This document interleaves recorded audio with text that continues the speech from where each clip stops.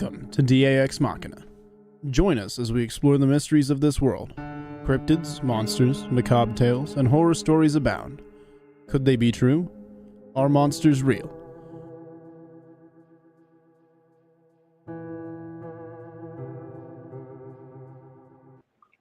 Good evening, folks, and thank you guys for joining us on another edition of DAX Machina. Joining me in the crowd tonight is Robbie Rip Raines and Harry Pocket Doc Davis. How you boys doing tonight? Wyatt, I am rolling. I'm doing pretty good. 3D Havoc says, I hope DA starts this one with the X-Files theme song. While that would have been funny, it also would have got us a copyright strike right off the bat. Boys, you guys doing okay? Doc, are you holding down the fort and not floating away out there with all the flooding? Yeah. Thankfully, everything's pretty doggone green. I ain't seen it this green in all the years I've lived out here. But thankfully everything's holding down, and we're just trying to keep the orders cranking out. Well, that's about all you can do. That's all I can do. That's it. What's the old phrase? If the good Lord's willing and the creeks don't rise. Well, the creeks are rising, apparently. Oh, Lord, yeah. Yeah, like I was telling y'all in the pre-show, man, 2 roads got washed out the other day. It took me almost an extra hour to get home from the airport. So those dry creek beds were like touching the bottoms of the bridges. Ooh. Just flash flood. Oh, bueno. Yeah, bad flash floods out here. So. No bueno. Yeah. Not good at well, all. Before we get started, tonight's topic is we're going to be talking about the recent spate of alien sightings in Las Vegas and areas around the world, but specifically the what just got posted, the videos that got made and put on the internet about the sightings in Vegas. So we'll be talking about that one. But before we do, I want to give everybody an update on the skull. Again, this little rascal right here. I had an opportunity to chat with Doug Hychek about it, and I sent him a bunch of pictures of it. And let me share the screen and show you what he sent me. I'm pretty satisfied that he's right about this. So I'm not too terribly concerned that he's not right. Although I still do have a couple of emails out. I still have a couple of emails out to local colleges just to verify. But Doug thinks it was a domestic dog, most likely a pit bull. He just said that just sometimes with that breed you get these weird displacements of the teeth, and the way the if you look at this picture, you'll see right here where this green line is. He said that slope of the forehead is very indicative of a young pit bull. So turns out it's not what we thought it was. But I would rather tell you what it is than try to pass it off as something it's not. We're all about presenting factual evidence as far as we can. When we're talking about eyewitness statements and things like that, we have to assume they're telling us the truth unless we can verify. But when it comes to artifacts like the skull and tracks and things like that, we try to either prove or disprove it. And in this case, it was disproving. And again, I did not want to present any evidence as saying this is a smoking gun, and then not allow anybody to do a DNA test or anything. And Doug said just hang on to it, and when the DNA tests get a little cheaper, he'll do a DNA test on it for me. But I'm pretty satisfied that he's right about that. It's just the teeth really threw us off. I mean, I've got a pit bull. We've had him since he was a little pup, and his teeth were not like that. That's what really kind of threw me. But Doug said, yeah, I've seen that a few times before. So I talked to him for quite a bit the other day, and I'm pretty satisfied that's what we've got.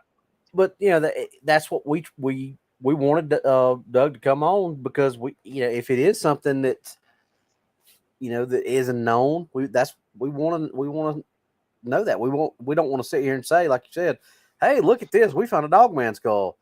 If it's right. Just a domestic dog, Whiskey 2 says that dog must have been from Bama with teeth like that. That's hilarious. That one guy says, I told you it wasn't a Gugway. again, we never, never wanted to claim that it was definitive proof that it was a Gugway. But to me, it didn't really look like a dog because of those teeth. Um, I'm not above admitting I'm wrong on something. So we were wrong about this. We thought maybe we had something cryptid related, despite the fact that my buddy still does have cryptid activity on his land. I'm going to be hopefully getting out there here in the next few weeks to do some filming out on his land. Well, but here's the thing, inbred and inbred again. Here's the thing: we didn't have to come on and say, "Hey, guess what? It's a dog," and we didn't have to do that. But that's the whole purpose of this show, is to be transparent with people and say, "Look, if it's evidence that points to it, we're going to say it. But if it doesn't, it doesn't." Right. I'm going to keep the skull. We will eventually, just to be 100% certain, we'll have a DNA test done on it, or I may take it to a veterinarian and tell me what they can tell me about it. Karen Polson says, still, who put it there? Exactly. He has no idea how it got on his porch. Doug says that doesn't rule out the possibility that it was killed by Bigfoot. He said, Bigfoot are pretty notorious for going after dogs. Yeah. Just think about Boggy Creek. That old guy. Yeah. He was pretty miffed about that too.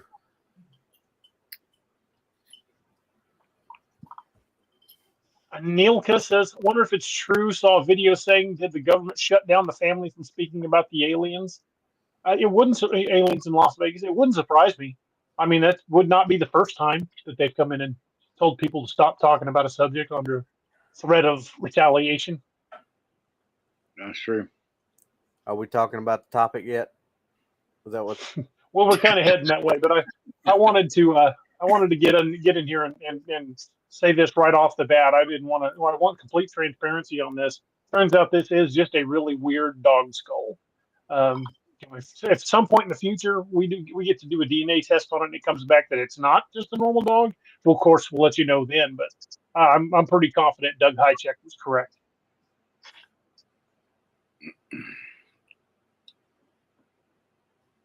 Little Patty said the family disappeared. Doesn't surprise me. That's two things that I was going to say is they said it on the news that the Hispanic family that was the ones that called in, nobody knows where they're at. Right. And no, it's entirely possible they might be avoiding the public eye. Which is true. But I also heard that the officers that responded were brought in and made to sign NDAs. Does not surprise me. That is. That's what I heard. Martin Delgado says, with all the sightings, why would the government want to shut people down? We're not stupid. I agree. Why not just say, we don't know what it was. Yeah, but they think we are. To me, that would be, they think we're stupid. But I definitely believe, something happened there. I mean, it was caught on multiple cell phone videos, this flash of green light going across the sky. And according to the article I was reading, it was spotted by people all the way from Nevada to California. Thousands of people saw this green light. The news had copy of an Axon body camera, just like this one that I carry every day. And the officer sitting there, he goes, "Hey, did you guys see anything in the sky?" He said, and I know it sounds funny. He said, but the reason I ask you is some of my partners, and this was on the news. This was not. I actually saw this. He said, the reason I say some of my partners that were on the way to this call, they saw something too. And I come out of that was on. I mean, the whole setup of the video looked exactly like what my video looks like when I watch my videos. It's kind of hard to fake all that. And what Robbie, David, you want to explain for our audience how these body cams work?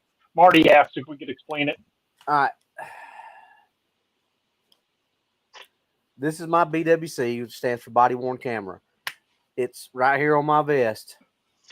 And when it's on, when I go in onto a set, when it's on, if I activate the blue lights in my car, it automatically activates my body camera. But if I just pull up to a scene, I get out to talk to somebody, I hit that button right there twice, and it activates, and it records everything. Ours was always recording, but it didn't save it. until you hit the button. And Well, the button, it started the recording 30 seconds from before you hit the button. There are some that record all the time, like that Watchdog does that. The Axon, it'll back itself up 30 seconds. So it's technically, I guess, always recording, but you can't go back and access anything unless you've hit the button. So you can't, it's not a Big Brother type deal where you can go back and listen to what's going on if it hadn't been activated. It's going to automatically back itself up. I think we got it set for 30 seconds. And just like the cameras in the car, they back up when you activate the blue lights, they back up 30 seconds. They've got the wreck indicator, like if something happens and your car gets wrecked, it'll automatically activate the camera system. But yeah, that's what that officer had Axon body cam on the video that the news was showing. It's the exact same thing that when I review my camera footage every day. So I feel pretty confident that what they were showing was 100%. I agree, and there was some that were showing dash cam footage as well. And the dash cam basically is just a more powerful version of the body cam. Works pretty much the same way. As soon as you activate your emergency lights, your dash cam comes on and starts recording. And that's why I was explaining, like the Axon system that we've got. It actually, DA, I know you probably, because I had them too when they first come in. The old overhead monitor system that was up here, the way they are now, the way these Axon systems are, it goes through our laptop. Like when I flip my laptop up, my camera view is on my laptop. It's not, I don't have a separate screen that records all or that shows all that. So if this is on my vest and I activate my blue lights, it's automatically going to activate that. So I don't have to worry, which, it's kind of one of them fail safes, like especially if you're in a chase or something like that. You're all amped up and you don't think about it. You hit your blue lights, you're chasing the guy, you jump out and you forget to activate this. It's the fail safe that you don't have to worry about that because it automatically activates it. Downside is if you got this on, you ride by somebody else and they flip their blue lights on, it's going to activate it. So you got to turn it off. But that there again, that helps out too sometimes because you catch something sometimes that you may not would have caught. Yeah, another camera angle always helps. Yeah. So like I said, the news, the only thing that the news cut out was after the guy was talking to people outside. He walked into I guess I'm going to say it was the complainant, the people who actually called. He walked into their house, and because that was private property, they blanked all that out because those people hadn't given him permission to use that stuff yet. So that was blanked out. But out there talking to people on the street when he was asking them if they saw anything, and he said, yeah, some of my partners that got the call, they saw something on the way in. Josh Dalton had a question for you, Rob. He says, would you say Axon body cameras are the standard for most departments? Josh, I can't say that that's a standard. I know that we use Axon. I know Liberty PD uses the Watchdog. The sheriff's office uses something different. I think another agency in the county uses Axon. Highway Patrol uses Axon. It's probably the most notable or the most well-known. A lot of agencies do use it. And the reason that they do is because Axon and Taser are all connected. So the Taser cams, those go through Axon. Axon's got their own website-based evidence service called evidence.com. So you can link a lot of evidence type stuff. Like when I was at Seneca as a detective, if I got a case assigned to me, I would automatically get whatever officer had the body cam footage would automatically get emailed to me. I wouldn't have to go chase them down and say, hey, I need your camera footage or anything like that. It would all, because it was all synchronized through the website. It would automatically get sent to me. And that's Axon's about the only one I know that does stuff like that. So I would say they're probably the top, but I don't know that they're standard. I couldn't say that, but they're a pretty good company.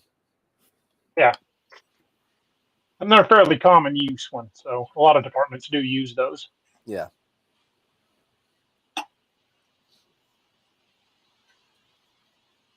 But to talk more about the incident in Vegas, it was seen by numerous officers. Um, I'm not sure how much of the video I'm able to show without getting a copyright strike. Because this is from another YouTube channel where I found the video. But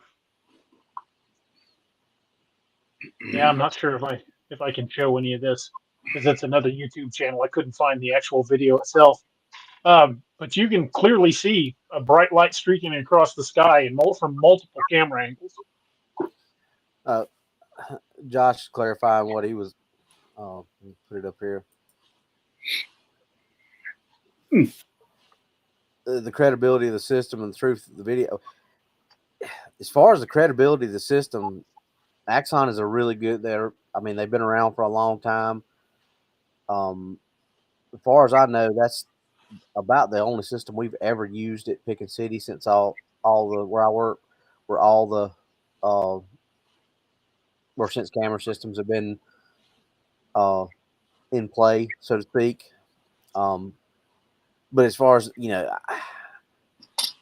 the camera's not going to show what the camera's going to show. It's going to show what people will say. So, I mean, you can't fault if people were out there setting that up. You can't fault the system for that. I mean, the system's going to be, it is what it is, and they're good. They're good quality cameras, but they're not like high definition 4K cameras. No, it's pretty good, but it's not. I mean, you're not going to see, spectacular detail with them. The audio is pretty good on them.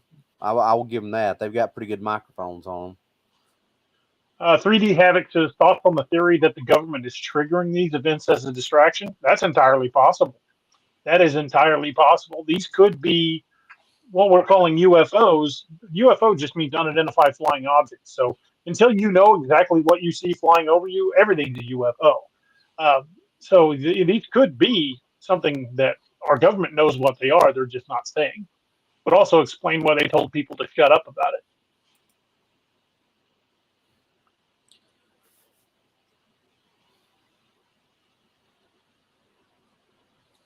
Doc, any thoughts? You're awful quiet. I'm just taking it all in, man. I mean, I wouldn't be surprised at any of the stuff that's been said previously. I mean, come on, who knows what kind of subterfuge our government's involved in from a day-to-day basis, and then the quote unquote men in black probably coming and making these dudes sign the not doing anythings, and the family. Hopefully they're in hiding. Hopefully they're just taking themselves off the map and they're not somewhere bad being debriefed. You know what I mean? So I think anything's entirely possible. And as was said, that the distraction thing. I mean, hell, I mean our nation's going to hell in a handbasket right now. So look at this. Don't focus on this other stuff. So. I mean, it's already been. I mean, hell, didn't they declassify some of that stuff from the Navy back in 2009 and 2020 that happened in like 2009 from gun cam footage and objects moving at impossible angles and the G forces would rip a human body apart. I mean, we all know that it exists. I mean, why are they trying to poo-poo everything and hide it? So it's like chunking a flashbang into a meth lab. So we all know it. I've talked to folks that live in that area, and seeing unidentified lights in the sky at night is not uncommon in Nevada, especially the closer you get to freaking Area 51. Exactly. Who knows what kind of experimental aircraft they have? I mean, hell, for years and years, people thought the F-117s were alien aircraft just because of the way they looked. They do look pretty weird. They really do. So, and at the time when they were first introduced, they looked like no other aircraft out there. Right. And what if it's this? This is a big what if. Here comes the what if fairy. What if it's our government testing out alien technology? Well, I heard a comment one time. I don't know how true it is, But somebody said anytime we see a new aircraft, that when we actually see the aircraft on a tarmac ready to be used, and it's public knowledge that aircraft's already been being used and tested for 10, 15 years probably. At least. Hey, Ranger, lay down, bud. Lots.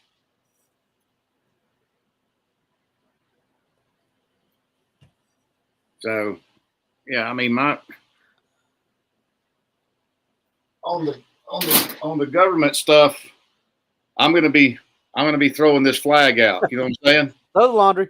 It's my bullshit flag. Bullshit on the field. 10-yard penalty. Repeat second down. No do-overs. Oh, well, do a do-over. But we'll just change it up a little bit. Yeah. Crazy, man. Crazy, man. Crazy. Someone earlier tonight sent me a TikTok video from the Brevard County Commission in Florida, and I'll put the link in the chat so you guys can check it out. Again, for copyright reasons, I'm not going to show it on the air, but basically they have presented evidence that has caught NASA in lies about films from the International Space Station. You watch that video and it will freak you out. NASA's lying about stuff? Yeah, I know.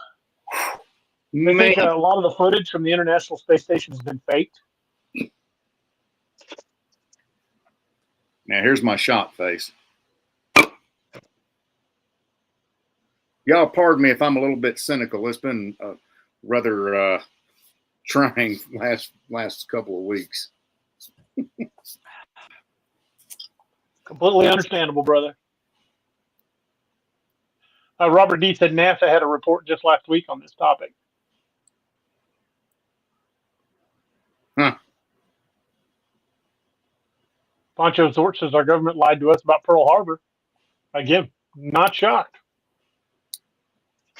So what do you guys think? Never a straight answer. Yeah, no kidding. What do you guys think this is in Vegas? Do you think it's a legit alien? Do you think it's the government covering up somebody accidentally catching an experimental aircraft on film? And if it was an experimental aircraft, why the hell were they flying it over a populated area? Yeah. I'm not so much concerned about the flying stuff as I am the video that came out of the actual thing walking around in the backyard. That is pretty disturbing. That was freaky. That was a cell phone camera, and that's not CGI. You know what I mean? No. Yeah. And that sucker was what, about 7-8 foot tall, wasn't it? Yeah. It was pretty good size. So it wasn't a little short gray men. We've heard lights in the sky with UFOs. That stuff is I don't want to say old news, but really it is. It's old news. I mean, that happens all the time. Stuff like that does not happen all the time where you get a clear, because the video that I sent y'all in the co-host chat group, that freaked me out. One of my coworkers sent it to me, and she said it's getting hard to find that video. Well, I've got the video. It's on Twitter. Hey, you got a first super chat. Maybe it's time to have a DAX Machina drink, Doc. Yeah. Slanjama. Thanks for the super chat. The video that was posted on Twitter that was supposedly recorded from the cell phone, I think the only thing legit about that video is the voiceover, because somebody posted beneath the video, readers added context they thought people might want to know. This is a 3D animation made with Blender. Well, kiss my grits. So that video they posted to Twitter was fake. I don't know where that one that I sent came from. I don't know if that was the one that originally came from Twitter or not. Yeah, that's the one I just brought up. It was on the one. It was listed as I think I'm allowed to show I think I'm allowed to show about 30 seconds of something before it becomes a copyright strike. Noah, if you're listening, is that true? Can I show up to 30 seconds of stuff? He should be listening. And I think he's in the stream.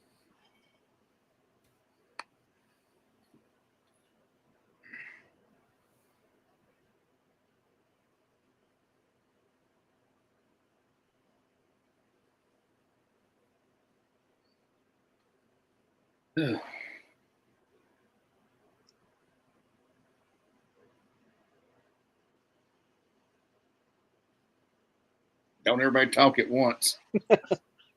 Uncomfortable silence. I was asking Noah if I could show part of that video. He knows better than I do. If he says I can show it, I'm going to show a few seconds of it. Oh, he said he put it in private chat. There it is. Oh, mercy. Well, you know what? I'm going to keep it to under 10 seconds. I'm going to try it. So let me pull this up, and I will show 10, 15 seconds of this video, and then we're going to get it off the screen. So Heavens to Murgatroyd. If they get pissy about it, I'll just have to edit the video and take it out. Okay, I don't know if we're going to get any audio of this, but here we go. Yes, that's the one.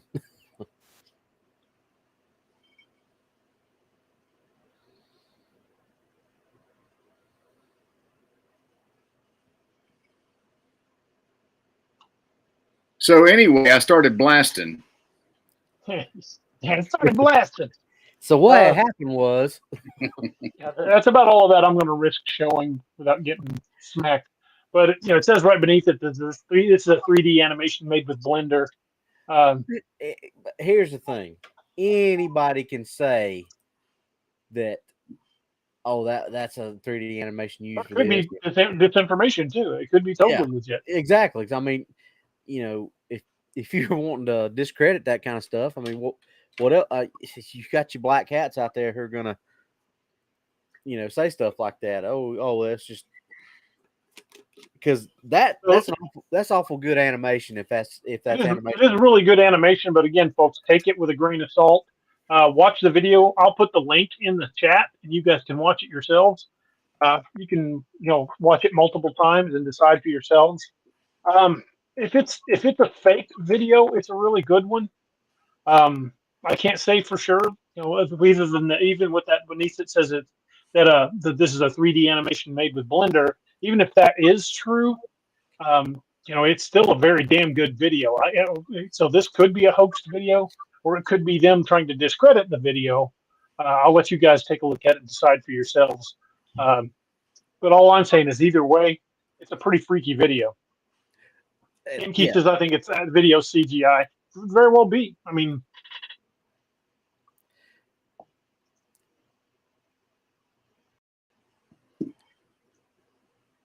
but to find a good use for my 458 SOCOM. That's no kidding. Yeah, if that thing showed up in my backyard, I'm probably going to shoot it. Yeah.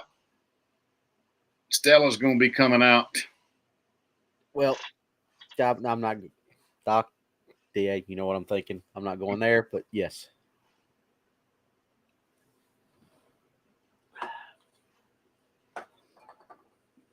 When Doc hooks me up, that'd be something good for me. Did you check into that, by the way, what I asked you about? If you could get those? Yeah, but they don't. It's just a standard one. They don't have that particular make that we were talking about, unless it was a different something that follows those things in. Tracking. I had two of them in that particular, or excuse me, three. One was given to me, and I bought two others. But Marty's absolutely right. I'm not buying anything anymore without a chain of custody. David Byte says, no, probably. I'm definitely shooting it.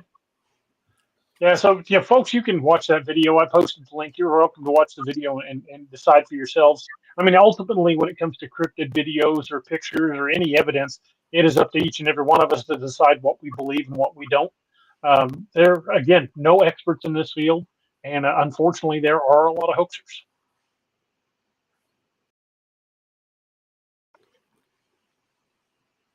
Inky says, DA, be careful shooting anything. Many consequences could follow. That's true. That is very true. But I'm of the opinion that anything worth shooting once is worth shooting 10 times. Yep. And David, to answer your question, Bear Creek Arms and what's that other one that's good with parts on 458 Doc? There's the link to the video on Twitter. I thought I posted that already. Rock River's one of the Rock River. That was the first one that produced it, I believe. Yep. So Bear Creek Arms and Rock River Arms, David, that's two good places to find 458 stuff. I think K&M Tactical is starting to get a few things. So what do you guys think it is? What do you think this video of the at least the aircraft in Las Vegas? What do you guys think? I mean, what's your gut tell you? Whatever it was crashing. You know, but you know, like Robbie was crashing saying, or landing. Yeah, but I mean, it was. I don't know. It looked from the way it was coming in, it looked like it had an unstable flight path. So that's the reason I was thinking it looked like it might have been, you know, doing like a air run roll coming in. So I don't know.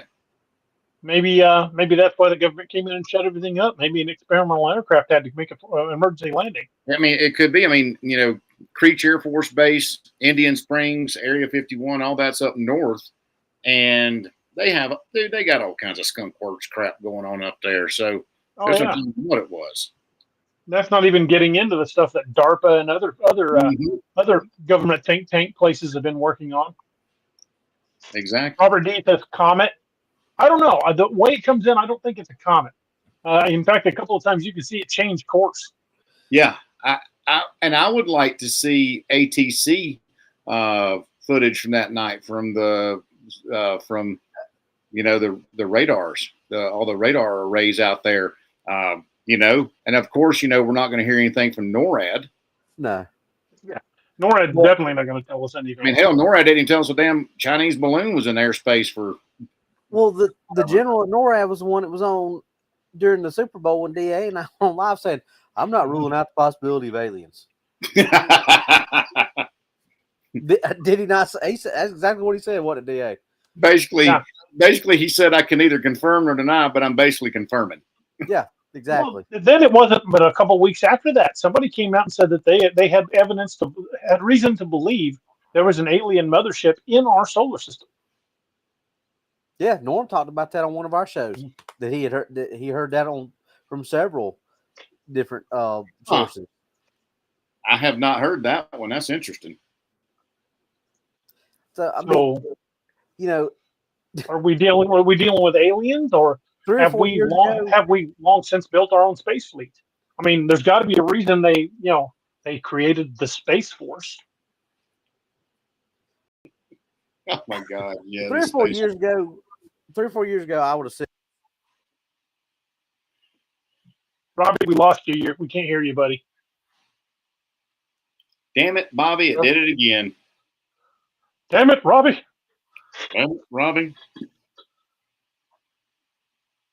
Robert D says NASA doesn't tell us about comets and roids. They pass us all the time.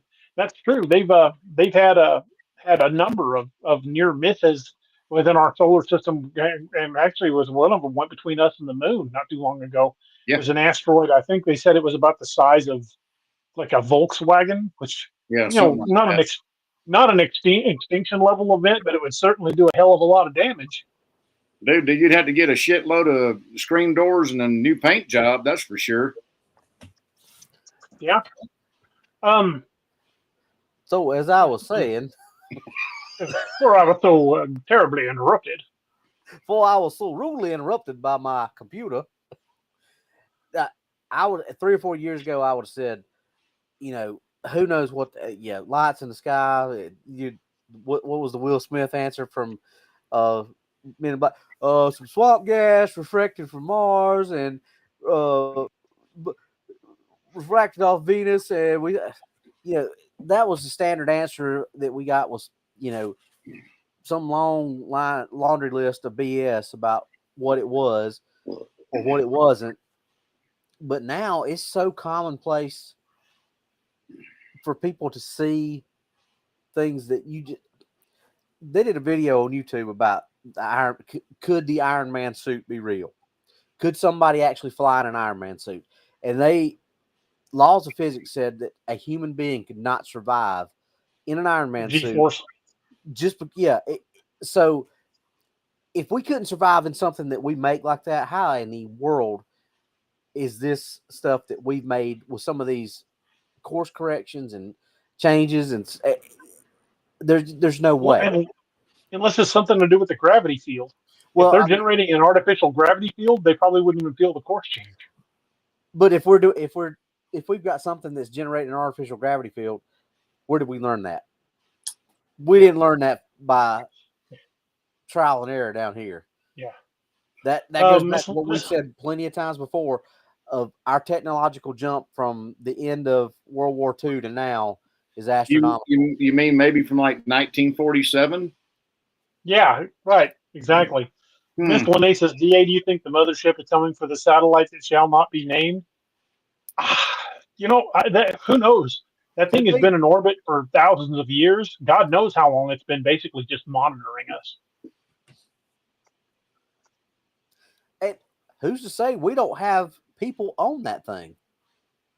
Yeah. Who's to say we don't have people in conjunction with whoever put that thing there? Nighthawk. I just saw that and chuckled. Yeah. Anybody that's gone to Mets is familiar with that already. Robbie, I wouldn't be any more surprised if I woke up tomorrow morning with my head onto the carpet. Yes.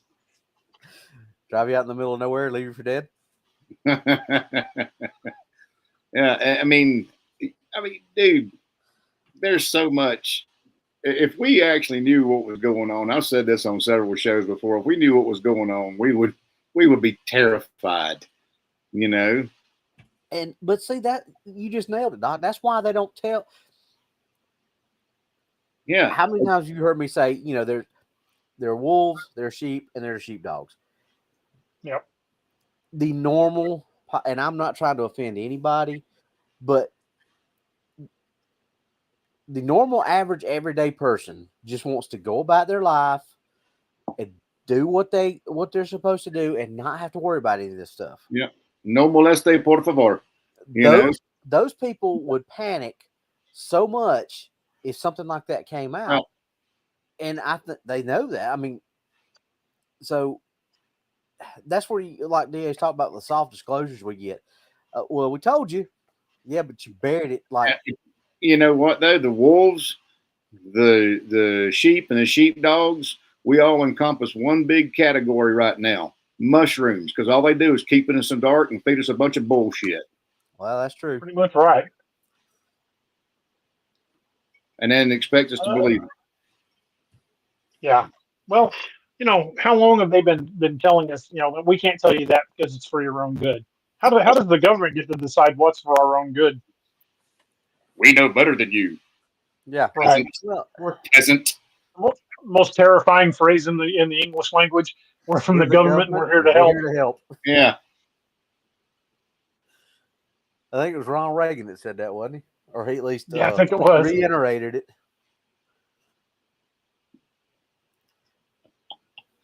Well, there's so many reports of these things coming out of the ocean, and even some coming out of the Great Lakes. Well, and we've talked about that before too. If they have discovered or been given, however you want to spin this, that artificial gravity, kind of like what you read about in the tanks in Man's Marauders. Mm-hmm. If something like that has been, then that would almost make traveling underwater as easy as traveling through the air. Am I correct in that, DA? because there will be no resistance or friction from Right. the water at all. Exactly. So, okay, let's think. What if this hollow earth theory is true, and there are these underground access tubes all over the place in the ocean? How quick could you get, if you had something like that, how quick could you get from one side of the world to the other if there's interconnecting passageways from one side of the earth to the other? Yeah. Doc, you see where I'm going with this? Yeah, absolutely, man. But the problem is speed underwater causes cavitation. But if you're deep Traveling enough, at that kind of speed would cause enormous cavitation. if you're deep enough, though, would that cavitation show up though anywhere? Maybe not on our instruments, not if it's that deep. I mean, in World War II, the average depth that a combat sub could dive was, I think, crush depth was 1,200 feet, and cruising depth, maximum safe depth, was like 650. But when you get to 1,200 feet deep in a submarine, think it's getting compressed in pretty deep. Now the modern subs, like the Los Angeles class, the Sea Wolf class, I have no idea how deep they can dive because they aren't saying. Because I've said this a couple of times before. I think I've said it on my show. I don't know if I've said it on this show. How did Jules Verne know how to describe a submarine?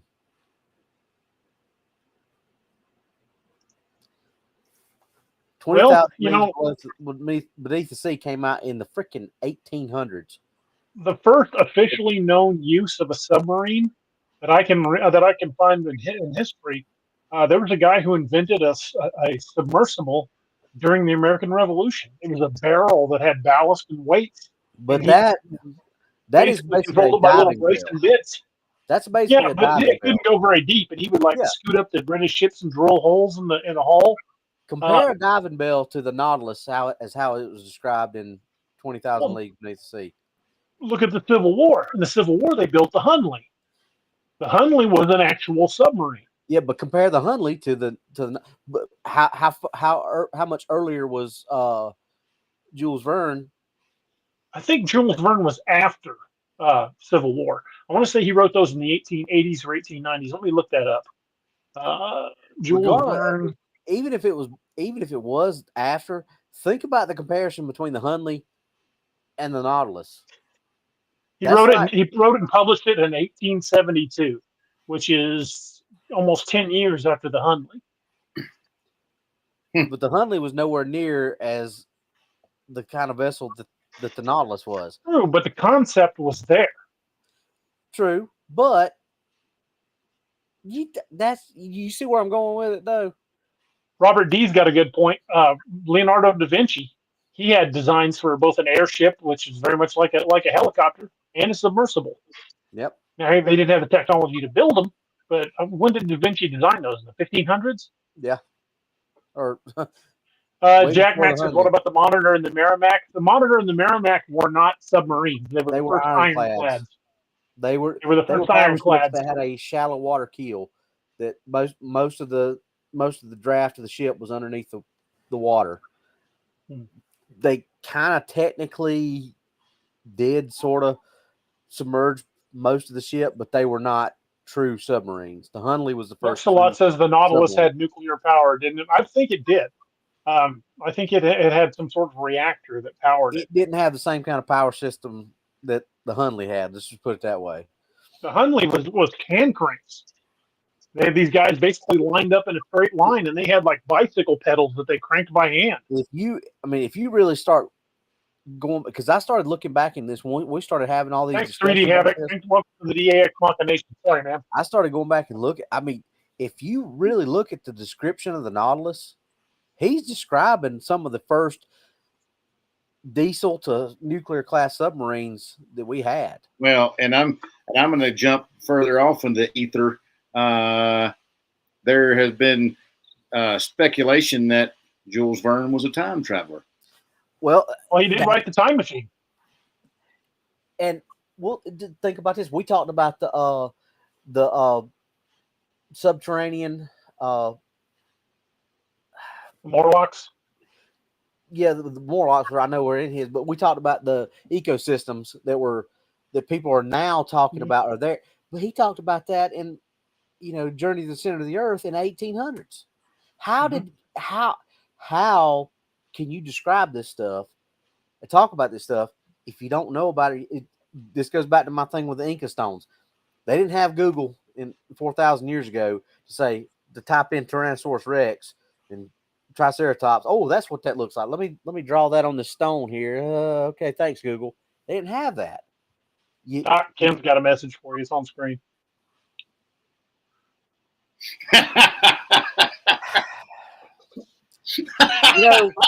The tactical smurf is starting to get on my nerves. He got me last time. I know what ether is, Ken. That's the stuff that you put on the rags to knock people out, right? Does this rag smell like chloroform to you? Say hello to the ether bunny. Oh my goodness, great! I love you, Ken. Jackass. They're saying 3D Havoc says pin messages cover up Doc. Well, we can try rearranging that. Nope, we lose Robbie that way. Guess we're gonna have to go that way. So, I think Doc's got a point with, people talked about Vern being a time traveler. He wrote the book about the time machine. He wrote, 20,000 Leagues Beneath the Sea. He wrote Gulliver's Travel, and there's a lot of stuff with Gulliver's Travel too. That supposedly was a real place. How that ties into what we're talking about is if what we're dealing with truly are a race of beings from outer space, they have to be far superior in technology and everything to us. So for us to just think that they're just now starting to come and see us and talk to us is sheer stupidity. They had to have been coming for decades if they're that far ahead of us. If they've figured that part out. So maybe it's not time travel that Vern was, but maybe he just was one of the ones that they visited and gave information to.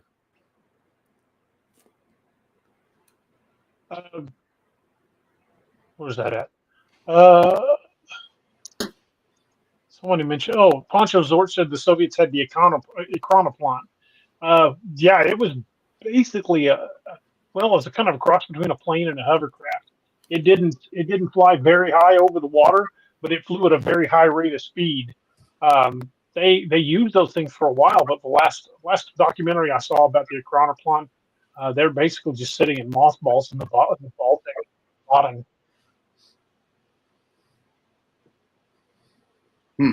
Let's just look at what we know of Tesla's inventions. Yeah, when Tesla died, the FBI swooped in and grabbed everything he had. Yeah. And all of that stuff's still classified. And I hear there's a lot of stuff in his files that if we had it, it would solve a lot of the problems of some of the stuff we're dealing with. Werewolf 5674 said Mayans had carvings of spacemen. Yes, they did. There was even dudes in helmets, like space helmets carved on the side of Aztec pyramids, Egyptian pyramids, and hieroglyphics, and even on some of the older cathedrals in Europe. Jack Max says one theory of aliens is that they're time traveling humans coming back in time to help us, or time travel tourism. Either one could be. The problem is, it would be very dangerous going back in time as a tourist thing, because you go back and change one thing, and as much as I hate to quote Ashton Kutcher, the butterfly effect kicks in. But see, and you think about that. But here can quote movies. It kind of makes sense if you look at it from Avengers Endgame, or was that Infinity War Endgame, whichever one of them it was, where they actually went back in time first, and Bruce Banner was talking about it. He's like, you can't really change the future by going back in the past, because where we're at right now has already happened. If you go back, it's not going to change. It's not going to change. It's going to deviate the timeline, but it's not going to change what happened because it's already happened. He said, when you go back in time, the past becomes your future. It's kind of weird to think about, but it kind of sort of makes sense when you think about it. Is if I'm going forward in my timeline, but then I take and travel back in time, my timeline goes like that. So that past actually does become my future. So I'm not technically changing anything. You're creating an alternate reality. Yeah, I'm creating an alternate reality, but it's still in my future because I'm still doing this, but I'm just curving and going back this way with the way that I'm riding the timeline, so to speak. Somebody said that the Egyptian, there we go, David By says Egyptian folk knowledge says the pyramids were generators. It's also what they say about the Ark of the Covenant, that it was a massive EM generator. It also melted Nazis. Yes. According to Indiana Jones. 3D Havoc says, what about the Egyptians? They have depictions of something like a tank and a helicopter.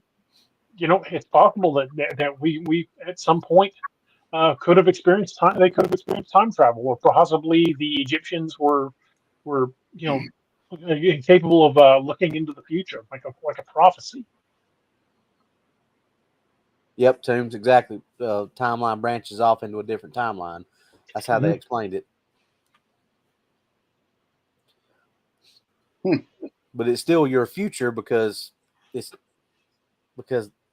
you're still going forward on the timeline. You're just deviating. So you think it's entirely possible that what we're viewing as aliens now might just simply be future generations coming back in time? I mean, it could be. I'm not saying that's exactly what it. You know, I still think that if we are having aliens here, that they're truly aliens. They're so far advanced from us that there's Have no any of way. y'all seen? Have you any of y'all seen the video floating around of the alien interview from Area 51? I don't think so. Let me see if I can find it. I'll share it in the chat. I've watched the video several times, and I don't know if it's a faked video. It's still kind of at least compelling. Let me see if I can find it. Jake Light was in it. He said the same thing I was about to say about the Baghdad batteries. I mean, they had these batteries that they found from like the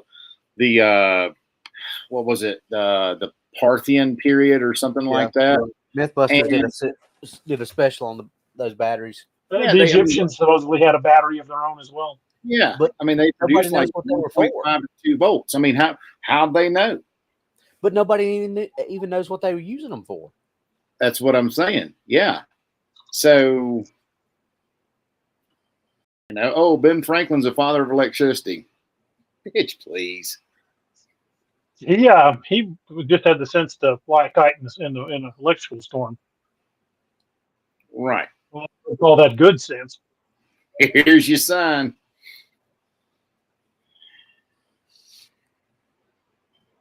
Yeah, I'm not finding that video now. It'll turn up eventually, I'm sure. But it's a video that supposedly of them interviewing an alien, and it looks like a frostbolt gray, and it's basically telling them that we are you from thousands of years in your future. So if the video is fake, it's a really, really good one. It looks pretty realistic. It could easily be a fake though. However, what the alien in the video is saying is very compelling. Yeah, I've never seen that. I've never seen that at all. Yeah. Bernard Fox says, I think they removed the video, DA. Yeah, I haven't seen it in a while. Whether it's us from the future or whether it's aliens, regardless of which one it is, they're so far technologically advanced from us that it really, either way, they're still aliens. If you want to get, because if it's us from thousands of years from now, they're so far removed from what we are right now that they're basically aliens. Right.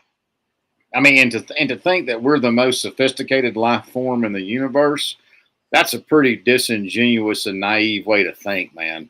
I mean, well, come on. Think about how many movies that have hit on that exact same point, where it's some superior being is like, "Oh, you humans are so funny. You think you're the center of the universe."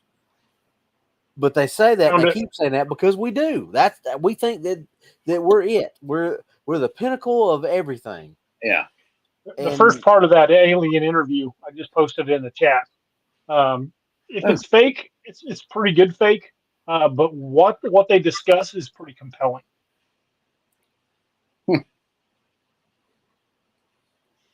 I shall copy that. I shall copy it. Damn it. Well, let me copy it. There we go.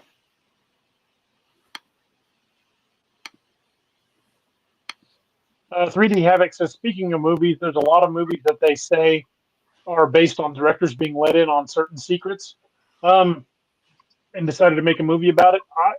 I can see that to an extent, but if you're thinking of the movie Independence Day, I think the most believable part of that movie is when a Marine married a stripper. Especially considering who the Marine is or was. Yeah, I believe that easily. And he slapped somebody. He slapped in that video too, or that movie too. So it's even more believable.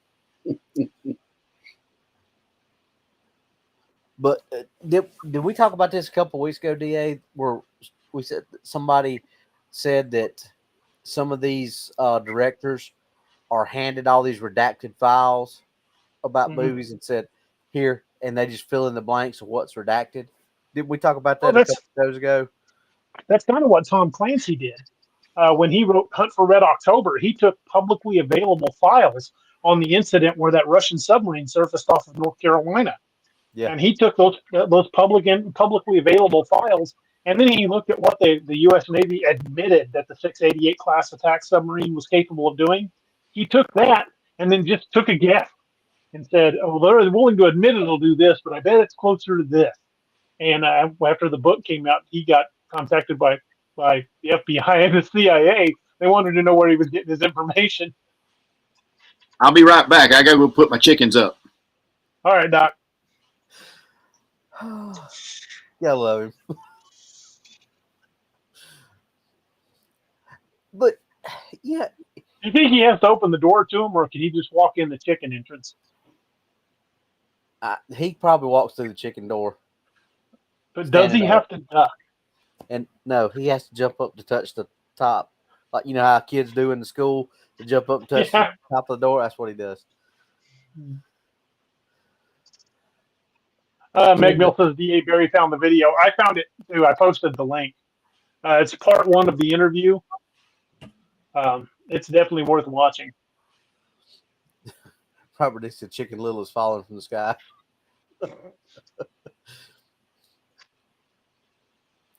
Don Donaldson says, have you heard about the Black Pyramid in Alaska? Yeah, we talked about that. I even talked to Jessica Jones about that. She supposedly remote viewed it. And I watched a couple of documentaries on the Black Pyramid. And when they went out there with an aircraft, you could see where a landing strip had been cut in the woods to land aircraft near that mountain. But they couldn't find any above ground anything there now. Like it had been gone for a long time. But if the pyramid is actually under the mountain, it's sealed. They haven't found a way in. Lisa Smith says, did Doc have to stand on a box when he helped patients? Yeah, they just brought in another gurney so he could stand on it. He's got one of them little 3-step things. Oh, little boxes with 3 steps on it. There we go.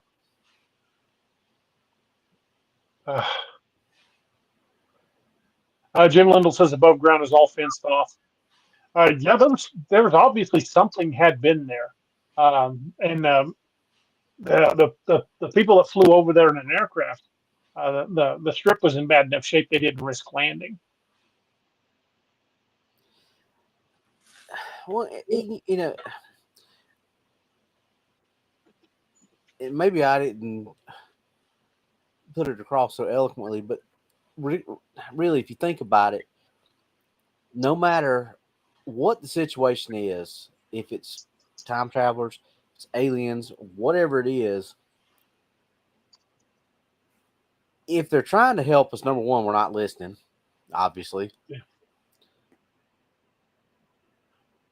So thank God they're not trying to take us over, because if they were, we'd already be in chains, I think. How do we know they didn't? Well, Left us the illusion of freedom. Like I said, that's the Matrix thing. Are we in a Matrix, or are they just letting us think we're? Because you're funny, Ken. I love how cops are with other cops. Oh, absolutely. But regardless of what the actual situation is,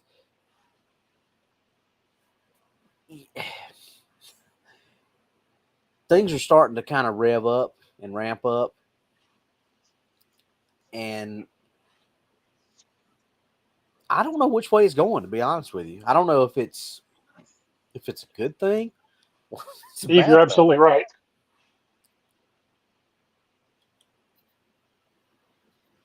Well, could be both. Yeah,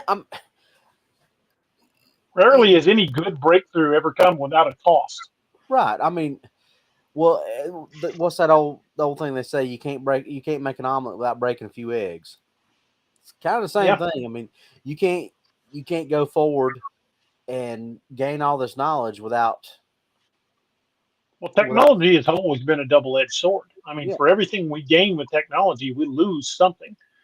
Look at the advent of the internet. Yeah, we've got this worldwide communication system where we can look up anything and everything, but how many people have now just utterly lost touch with nature? Yeah, well, and on that same note, how many people have lost millions of dollars on people hacking in and getting in there, because we have access to all this stuff, and have lost, their identity, basically. I mean, like you said, there's good and there's bad with everything. Mm-hmm. Absolutely.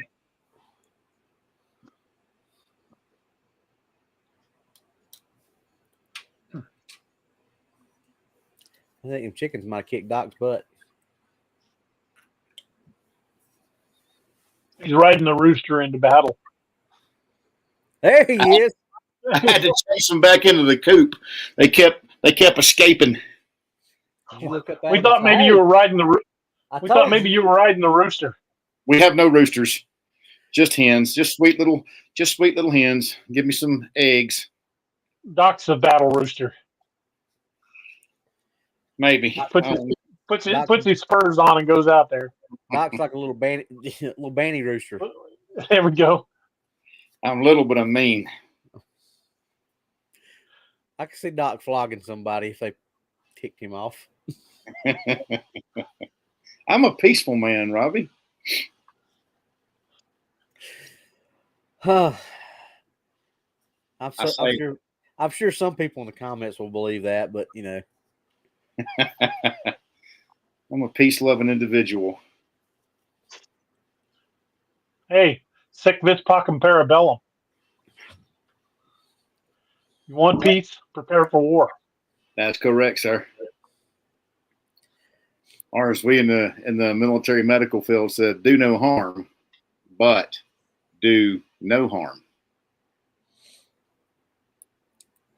Just saying. All right, what were we talking about before y'all started bagging on me about me and my chickens and getting carried off by a damn chicken hawk? I'm a chicken hawk. Scrappy Doo getting carried off by the chicken hawk. Yep. Let me at him. Let me at him. What spray is good for cat farts? I recommend OC. Yeah. If the cats won't come anywhere near you, you don't have to worry about it. I use Ozium, Roxanne. I mean, I guess I don't know how bad cat farts are, but yeah. What about alien farts? Way to segue back into the topic, Doc. Thank you. Thank you, sir. Jack Max says, does that mean Doc is full size on my phone? Yeah, I'd say he's probably actual size. That's right. That's right. Pretty close, yeah. Ain't that right, Ranger? So the Hollow Earth, well, getting back to the Hollow Earth thing, if that it's possible that there are alien bases inside the Earth, does that mean that our theory that Bigfoot and possibly dogman are also subterranean, does that link somehow? Or are they rivals? You know me. I think Bigfoot and dogman are flesh and blood creatures. I totally do too. I would say that that's where they live, and they would avoid that if necessary or if possible. But if it comes down to it, they might have to throw down with them. That'd be a good movie. Yeah. Or a good book. That's correct.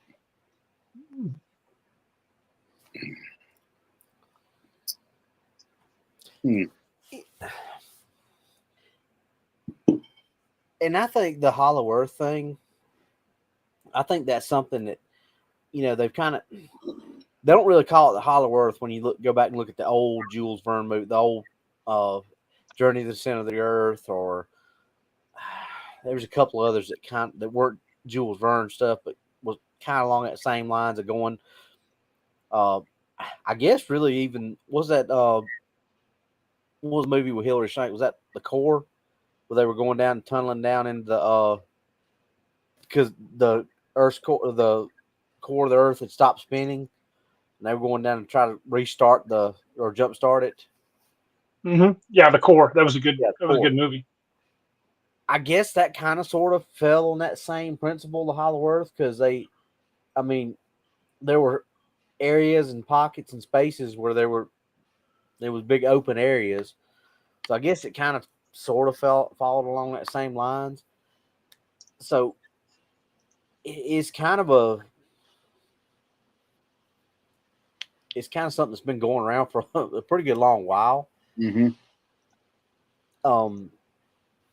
But you look at all these movies, they tunnel down through like however many feet or thousands of miles of rock or whatever, and they fall out into the big cavern.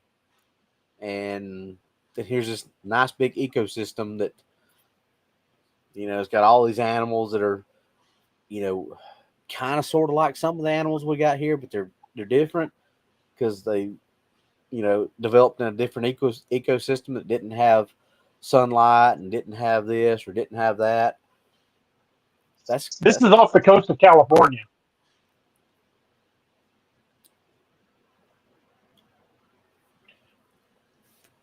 There's another view of it. What is that? That looks straight off the set of Alien vs. Predator. Yeah, that's off that is off the coast of California. This was discovered on Google Maps. You can't see it, Doc? Negative. Oh, there it goes. Oh yeah, me and you. We talked about that one night. Here's another view. One night. Yeah, we did. This is above. And it's massive. What are those? What is that? That is with Google Earth off the coast of California. What are that? What is that?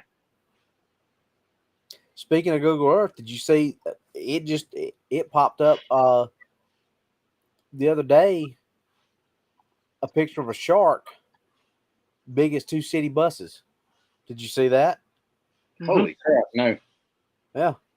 So I know that's a little bit off topic. We'll talk about a big shark, megalodon, and stuff like that. But it's showing that things like this are starting to show up. Yeah. And starting to show up on the Google Earth, Google satellite, whatever you want to. Yeah. So if things like that are starting to show up now, what else is out there that that we don't even know about? Because this getting back to subterranean stuff, I think Ken just said something. There was an article recently about a huge cave system found on the eastern side of the country, and I think we've even talked about that on several shows. One of them was like where that geologist, they went. Where was it? Was it Kentucky and Tennessee or something like that? And she wound up in another state getting chased by. Wound up in Georgia. Yeah, so it was crazy, man. There's plenty of cases where people went in cave systems in one state and come out like 1 or 2 states over. Yeah, I mean, well, here in Missouri, at Bennett Springs State Park, there's a spring that comes up out of the ground. And back in the 70s, they poured radioactive marker dye into it so they could trace where that spring, the origin of that spring is, because it's got a whirlpool in the middle of it. And they released this radioactive marker dye, and we're having people all over the United States waiting for this specific frequency of radioactive dye to surface. And they waited, and they waited, and they waited, and they waited. And 6 months later, the dye surfaced in Alaska. Holy crap. Wow. Dadgum. Yeah, like what Werewolf said. I saw a video the other day about that. Orca are starting to attack boats now. Yep. Yeah, something that's there's a number of those. I mean, the odd little occasion here and there, but it's like they're like going after these boats like it's a food source now. Yeah. So there's some weird stuff going on right now that just nobody can explain. It's just like, oh well, orcas are attacking boats now. Yeah. Okay, cool. I'm not entirely sure why. They've got some theories that maybe one of their pod was attacked and wounded by a boat, but they don't know. It's just all supposition. I think they've sank 4 or 5 boats now.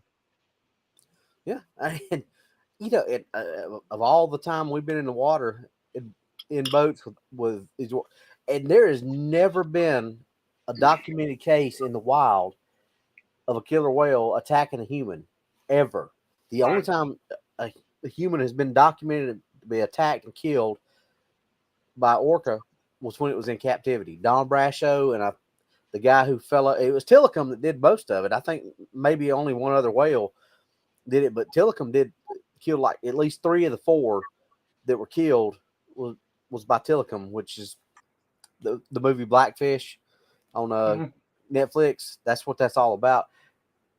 And it was because of the way that it's a 35-foot whale in an enclosure that's not nowhere near as big as it needs to have.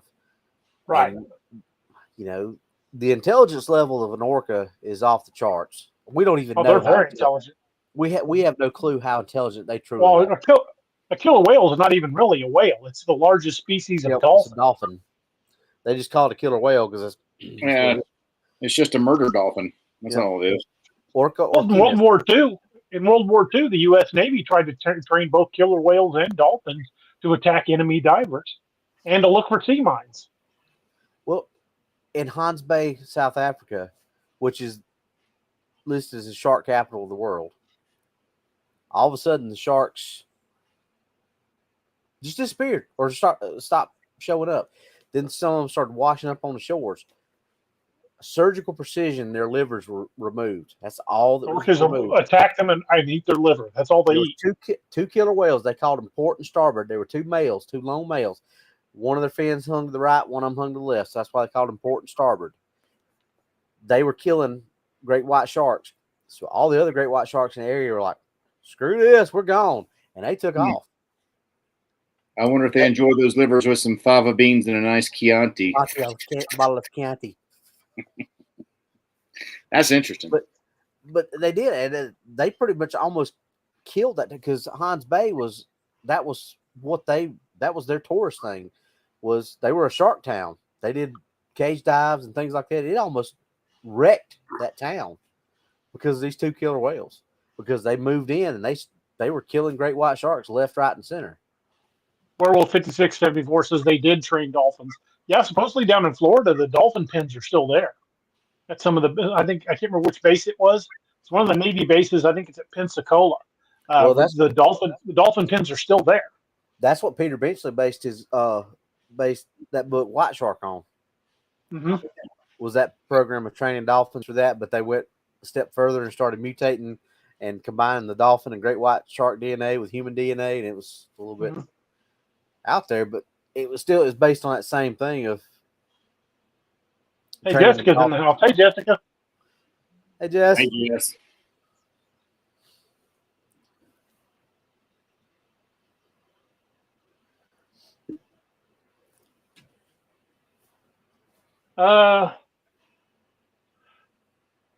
Noah says off the northern coast where the moose will dive to get food from the lower depths. Orcas will sometimes kill them and eat them. Watched the whole documentary on it. It doesn't surprise me. I mean, that's cool. Cool chocolate mousse. Ooh, piece of candy. that would be interesting to see. Anti-Venom says they still use dolphins and sea lions in mine detection. Doesn't surprise me. Werewolf says it's Key West, Florida, the Truman Annex.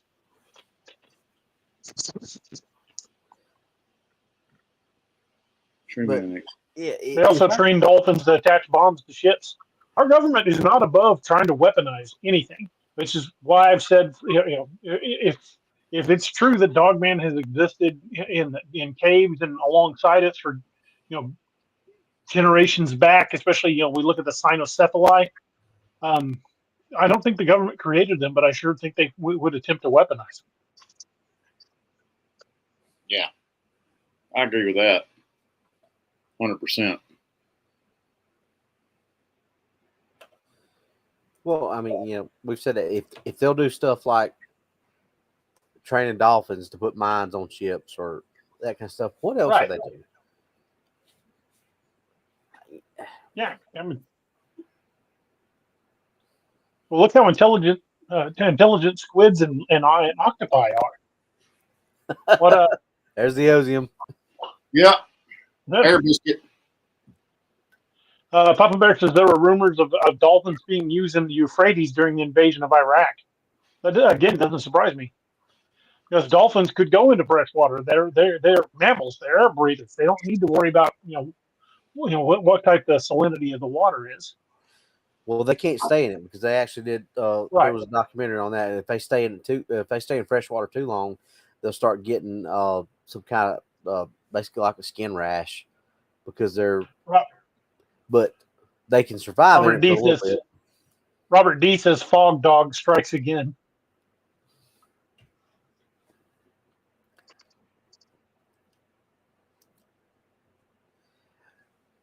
So, but it's like I said, if they'll train dolphins to do this, what else will they do?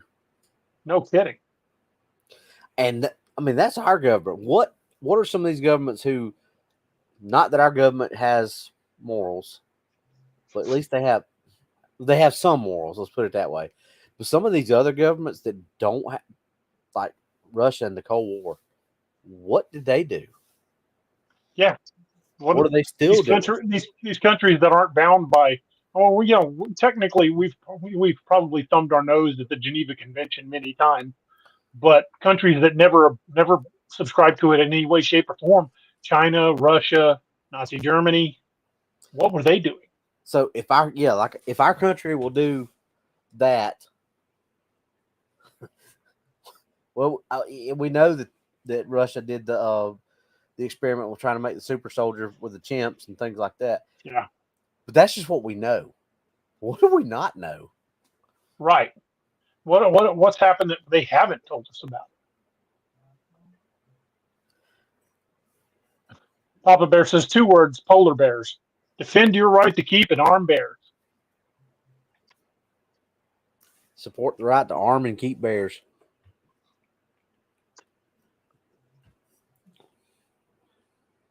The government weaponizes humans. That's absolutely true. Harper Faulkner said that.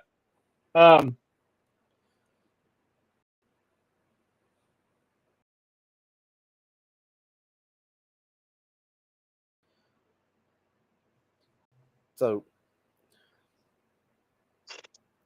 Doc, if I was an unscrupulous government and I had a pretty good chunk of change laying around, and I knew about these creatures that were running around, and I knew about these,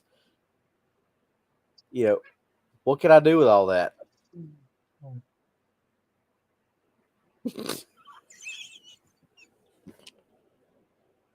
Doc, we can't hear you.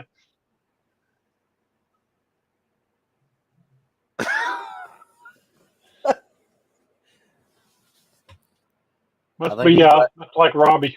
He's gonna have to go. There you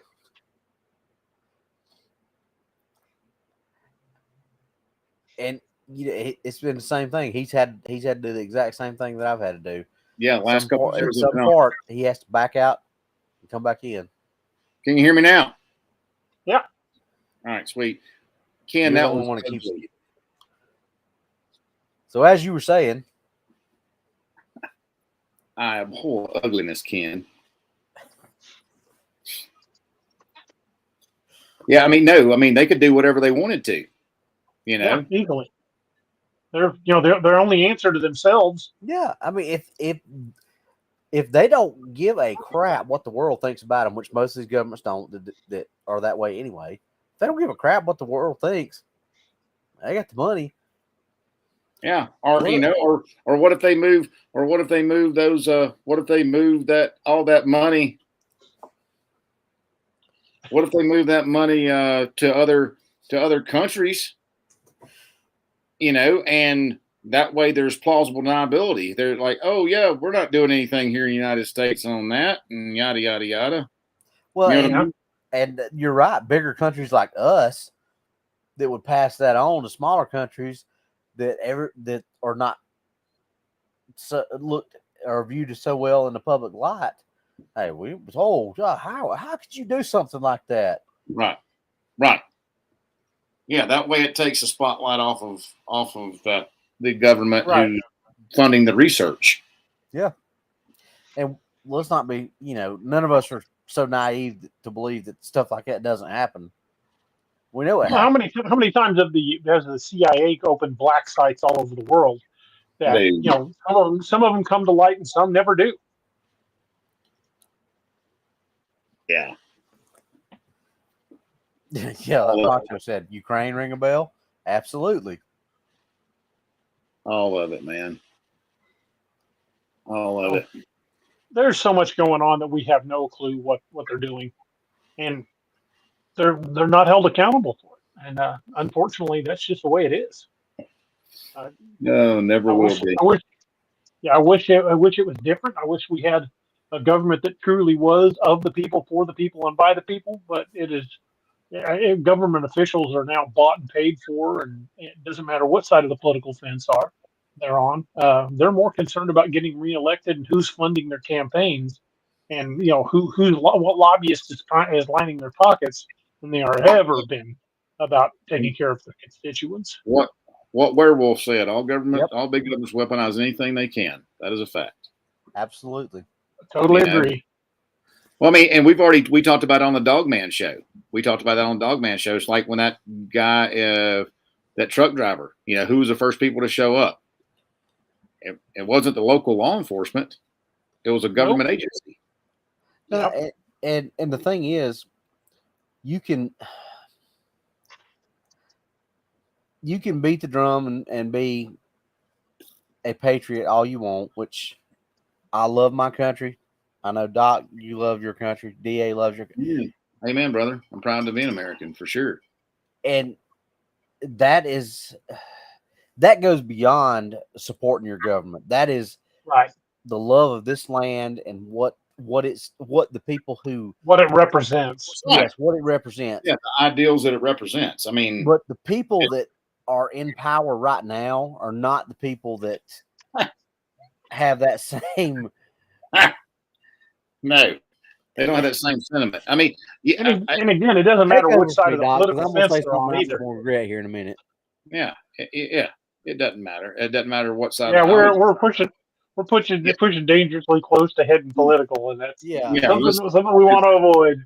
And it's hard, but it's hard when you start getting into these conversations. It's hard not to go in. When we start talking about government cover-ups, it's very difficult not to get dragged down that path. Well, and, they make it that way. I mean, there's so many things that you're just like, oh my, do you think we're that stupid? But yes, like Doc, you said it earlier, they do. They think we're that stupid. Yeah, I mean, there's the just like this thing that happened in Vegas. Nothing to see here, move along. And I think people are like, dude, there's, since I mean, I think this stuff has always been happening, but now everybody's got one of these, and everybody's filming stuff. So the chances of something getting caught on a video image or a still image is a lot higher than it ever has been. And so people are like, hey, we see this as I'm not having a visual hallucination here, nor an auditory hallucination. I saw it and heard it. And so I believe we definitely are seeing these things. And, when people who see this stuff are being told to shut up and color, it kind of sticks in their craw a little bit. Yeah. I agree. Well, and it insults our intelligence, man. Yeah, when you see with your own eyes, and you're like, look, I know that's why. Same thing with my Bigfoot encounter. When people tell me you're crazy, no, I'm not. I know what I may have been, an 8-year-old kid, but I know what I saw. That'd be like me telling DA that he didn't see that what looked like a dog man at Joe Bald, even though it's on film. Oh, you're just seeing stuff. That's pareidolia. You know what I mean? Right. So, yeah. And that's the way it is. I mean, what you saw, and know what you saw, Robbie. So that's like somebody telling me. I've had people, and I'm talking to one of my buddies, and he's like, he does not believe in the paranormal like at all. I know good and damn well that there was nobody else in that house. There was no draft. It was not a mishung door. When that bedroom door just flew open and slammed against the wall. Well, I was there when it happened. I've never had a paranormal experience. If I went like, Doc, you're crazy. That was stupid. It's never happened to me. So that's so short-sighted and narrow-minded for me to say that you're crazy because I've never had that experience. That means it's not real. Right. I mean, I like that. Yeah, I like that. That's true. Like saying I went to Myrtle Beach, South Carolina, and swam in the ocean, and I didn't see a shark. So sharks don't exist. Sharks don't exist. Yeah. Yeah, and that's my brother. My brother's kind of as a joke said that same thing. He was like, I don't believe deer exist. I've been hunting almost as long as you have, and I've never seen one or shot one. I'm like, he's like, I don't care that you shot 4 deer in your life. Deer don't exist because I've never seen one or shot one. Right. But he was doing it as a joke, but that's the same mentality of, well, Bigfoot doesn't exist because I've never seen it. Oh, okay, sorry. I didn't know you were the end all be all of this. Yeah. And that's just so short-sighted and narrow-minded to think that way. And that's the biggest problem we got with this is people think, well, I haven't seen it, so that must mean it's not real. But I've never seen oxygen before. I don't know what the hell oxygen looks like, but I know it's there. And does it? And it goes back to what we were saying earlier about the UFO stuff. There's too much evidence. It's just like Bigfoot, just like Dogman. There's too much evidence, and I think sometimes people they don't want to believe it because then it would upset their norm. Yeah, right. It would set their worldview on its ear. And Robert D just said that, right? The world is going to flip upside down. Yeah, Yeah, Absolutely. it's a paradigm shift. That's what it is. Because and that I've said that I don't know how many times I've said that before. Had I not had my encounter when I was the age I was, it would have really seriously screwed my world up. But I had it at almost around 8 years old, so I had plenty of time to adjust. And you know how kids are. Their minds are way more flexible about stuff. So I had time to adjust to it and think, okay, this is a normal thing. But then when I get in my adult years, and people call me crazy and call me stupid, I'm like, well, maybe I shouldn't talk about this now because every time I say something about it, people call me stupid. I mean, I know what I saw, but Right, exactly. I shouldn't say this because it gets me ridiculed. Because then you're going to be ostracized. Yeah, well, and exactly. that's something we've said in the show, and we've encouraged people, share your experience, talk about your experience. This is a non-judgmental zone about that, and we don't want to discredit anyone. We don't want to ostracize anyone. This is an open forum where I think people have that comfort level. They can feel free to talk about this stuff. Like, okay, aliens.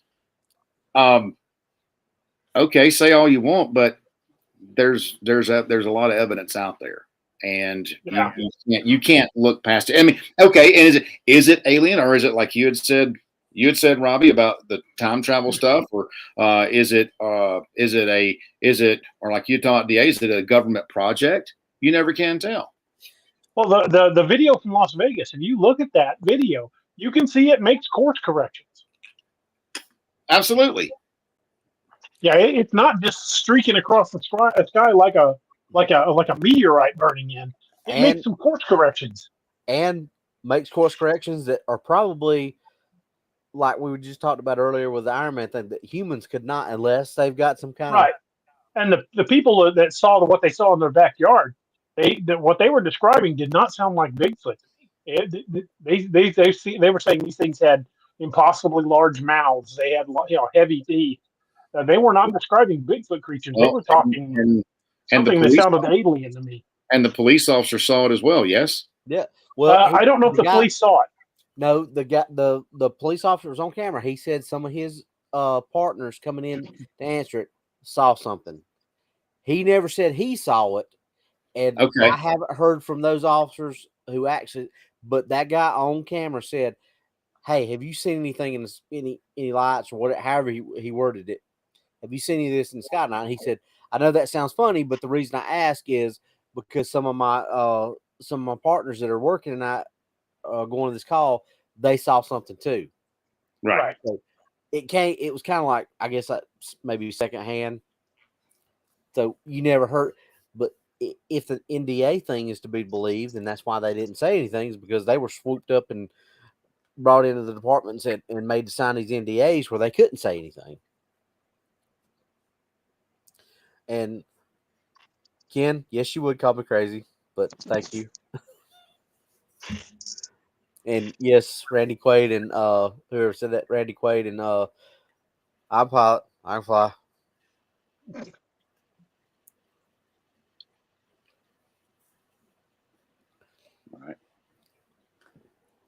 But again, the video from Vegas, it's showing something that is definitely being intelligently controlled. Is it a drone? Is it an alien? Is it something that our government's hiding? It looks like, and like you were saying, Carrie, and some of the angles that they show, it looks like it might be having trouble. That might be why it had to shut down. Right. Yeah, it's interesting. And it seems funny to me that the government would be coming in and telling officers not making them sign NDAs and telling this family not to talk about it anymore, because the government's already come out and basically admitted aliens are out there. They're releasing cockpit footage. More and more information is being that press conference we watched that night, Robbie, where he basically said we are not ruling out extraterrestrial origin.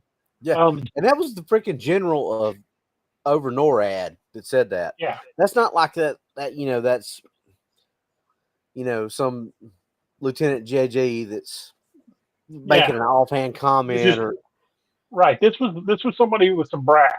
Yeah, and He was speaking on behalf of the Joint Chiefs. They had representatives from the Secretary of Defense there as well. So this was an official statement.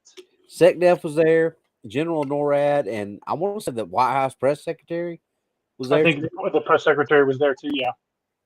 I mean, but that was the whole thing. It was buried on YouTube. During the Super Bowl,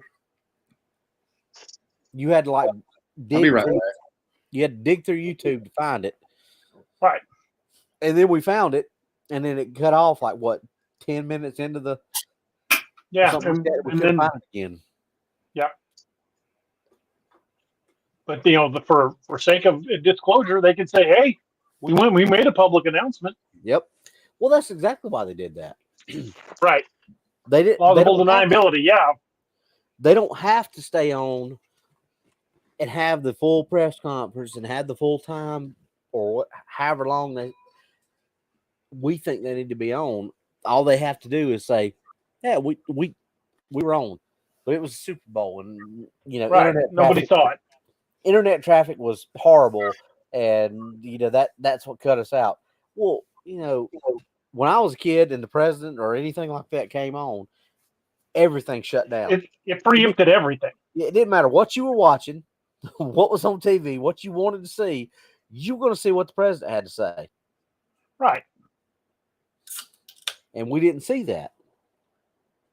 Werewolf 5674 says, question, was there a crash site? That was when they were talking about the weather balloons that got shot down. The one over Lake Huron, I had multiple people tell me that lived close to the military base where they scrambled the F-16s, that 4 F-16s went after the one over Lake Huron, and one came back. Yeah, that's we had the one that got shot down over Myrtle Beach. One that got shot down over Alaska. One that got shot down over Alaska. Was it Port Barrow, I believe it was? And then one that went into Canada. Mm-hmm. Right? So it was like 4 separate ones that but I think the one that went into Canada may be the one they shot down over Huron. They don't know for sure. Yeah. But was it 2 or 3 of them that actually went into deep water? 3. Lake Huron went into deep water. The one off of the Carolinas went into deep water, and the one off Alaska went into deep water. We can't recover these things. They went in deep water. That's a load of BS. We were able to recover nuclear submarines that were in thousands of feet of water. Yeah, James Cameron, that was what as a private citizen, went and drove through the Titanic. But yeah, we can't recover. That's what the Glomar Explorer was built for. So the Howard Hughes built the Glomar Explorer for the CIA to recover a sunken Russian sub, and they did recover half of it. Yeah, I guess if you want to take it down to brass tacks, what this episode is about is there's stuff going on in this world, or let's just narrow it down to our country. There's stuff going on. We may never know the truth about that we're never gonna know 100. I don't want to say never, but more than likely, we're never going to know the whole truth about what's going on. We may find out bits and pieces of it, but I don't think we'll ever find out the entire truth. Doc, do you think we'll ever find out the entire truth of some of this stuff's going on? Only when I turn 6'2".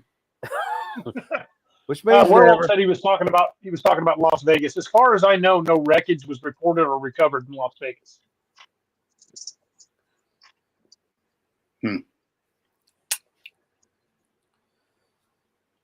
And we'll never know if it was.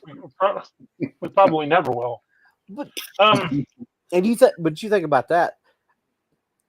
All we're talking about is what actually people like us caught on video. Right. What's happened that we don't even know about?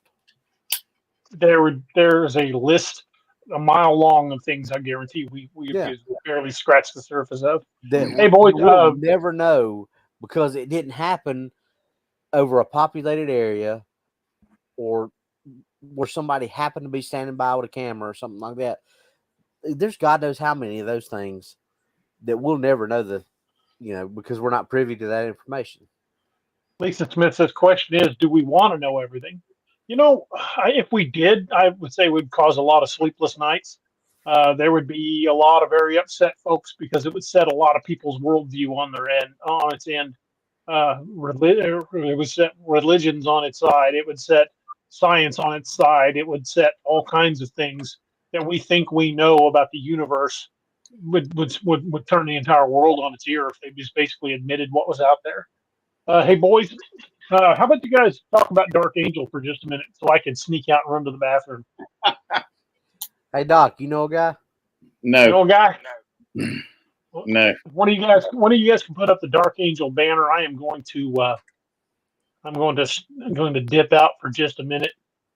And, I don't know how to do it. I got you. I'm working on it, Doc. Hang on. I don't know how to do it. You talk. I'll look. All right. Dark Angel Medical. No, if y'all are out and about in everyday life, whether you're in the woods or on the water or just at home or driving your car back and forth to wherever you're going, you might need to have a trauma kit on you. Some sort of major trauma kit, for life's unpleasant eventualities. So Dark Angel Medical is a company I started back in 2011, and we specialize in making minor to major trauma kits, and we can go around the United States teaching people how to use them. I love that banner right in front of my face. Yeah, I have a face for radio. So head over to darkangelmedical.com and you can check out a wide variety of kits. And if you decide to buy one, use cryptid25. That's a coupon code cryptid25. That is for 25% off of your order. That's our way of saying thank you for being a part of the DAX Machination. If you ever decide to come to one of our training classes, we have training classes all over around the United States, and we also have online training classes as well. So if you ever use one of our kits to save a life, whether your own or someone else's, just let us know and we will replace what you use and what you have used, and we will be happy to replace that absolutely 100% free of charge. That's called our Kit for Life Guarantee. I know there are probably a few people on here who have ordered. We are working diligently on getting your orders out. We had a recent death in the family, and our shop got flooded and we had to move after the shop got flooded. So the shop flooding is recently. So we're working as hard as we can. I was out there from 8:30 this morning until 6 o'clock tonight trying to get some orders packed. So we're working diligently. So please be patient with us, and we're going to continue to strive to give you the best product for the best price. Speaking of prices, that not only that 25% off coupon code, but if you have a HSA or FSA account, you can utilize that to purchase one of our kits. So thank you all for your continued support of a disabled veteran-owned small business, and y'all just keep on keeping on and be safe out there. And again, that discount code is cryptid25 at darkangelmedical.com. And Doc, did you ever hear from DC from the 5,000 subs show? Not a lick. We still have two prizes we have yet to be able to ship out because I haven't heard from the winners. DC won Doc's kit that he was giving away, and Lyrical Jazzy won the Lakeview Man Beast of Blanc Road. We talked about that last week. We're going to go ahead and say it again. DC and Lyrical Jazzy, please reach out to me at daroberts@daroberts.net so we can get those prizes to you. If we haven't heard from you by, let's say, we'll give it a week from Saturday. If any of you guys know DC or Lyrical Jazzy, send them an email, send them a message, whatever. Let them know that they need to contact us. So we've got an address. If we haven't heard from them by a week from Saturday, we're probably going to go ahead and give those prizes away again because we're coming up on our 200th show anyway. Sound good? Yes, sir. Doc, what's your safety on that? We're at 170 now, sir.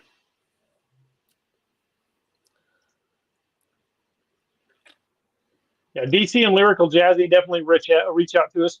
Again, D.A. Roberts at daroberts.net, or DC, if you prefer, you can reach out to Doc directly.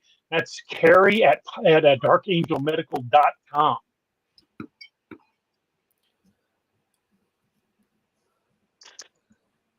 Robin, you want to tell us a little bit about Scallywag? tell us a little bit about Scallywag Tactical? Scallywag Tactical is. Am I muted again? Nope, we hear you. Okay, I didn't see the yellow around my picture, so I thought I might be muted again. Scallywag Tactical is another veteran-owned company by Craig Burhart. They make some of the best folders, fixed blades, kitchen knives. What's the fillet knives? The Flaying knives for the bad fish and the salty fish. Yeah, they make some of the really any blade that they make is some of the best blades that you'll ever put in your hand. This is the Jolly Roger. They've got the Sailor System folder, the Orca, the Privateer, the Mini Jack, the help me out, DA, though, the Bounty, the Dew Claw, Gunner's Mate, the Bounty, the boarding axe. Yeah, there's a ton of them. The Chucks, the throwing knives. The Chucks. I love that name. I absolutely love the name of the throwing knife, the Chucks. But seriously, they have some of the best knives that you ever find. They keep their edge. This, I believe this is the Jolly Roger is 420 stainless. There's a couple others that got some of the 5150 D2 steel. I've had this knife close to 6 months now, and I've not ever tried to put an edge on it. It's still as sharp as it was as the day I got it. I mean, it's just, Doc, how many ways will they cut you? Long, deep, and continuous. I think. Did he say it? Yep, he did. Okay, I didn't hear him. Anyway, yeah, they'll cut you 3 ways: long, deep, and continuous. Just in case y'all didn't hear Doc too. But the thing with knives, I'm not scared of any gun that I have because I know where the bullet's going to come out. I know everything about it. I'm scared of this because if you're not careful with these knives, they will cut you, and that's a good thing to have with a knife because I don't ever have to worry about whether this thing's going to cut what I need to cut. Right. I have the Orca that I carry in my uniform every day. This is when I'm off duty. I usually carry this one. Great everyday carry knives. I've cut cardboard, cut plastic, cut wood. And I have never had to try to put an edge on it. It's as sharp now as it was the day when I got it. So go over to Scallywag Tactical. Check out the Blemish Blade sale. It may say Blemish Blades on it, but 9 times out of 10, that's just the box that's been messed up. Get that. Go to the checkout, put code DA Roberts 10 in, get you an extra 10% off. You can get some really good discounts and savings with the Blemish Blades accompanied with the code DA Roberts 10. This was a Blemish blade. There's nothing wrong with this blade. There's not a spot on it. It was the box that was messed up. And you can see there was nothing wrong with the blade. And we don't get any kickback off these. We like these products. You've seen them in some of DA's books if you've read the books.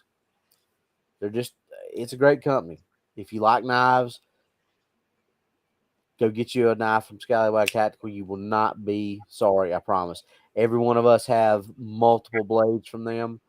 Doc's got 3 or 4. DA's got just about every folder they've got. I've got 3 or 4 myself. They're great knives. You will not be sorry if you could get you a Scallywag Tactical knife. Absolutely not. And you can take me off the main screen there, DA. I feel kind of. I didn't do it. I didn't either. Did it, but I feel. There we go. Okay. Whew. And there is one other affiliate. There's one other affiliate we need to mention, and that's our good buddy Ken Brock over at brockblades.com. Brock Blades makes custom knives made to order. I've got one here. Doc's got one. Mine's called the Stain Dew, which is an old Scottish design. Means black blade or dark blade.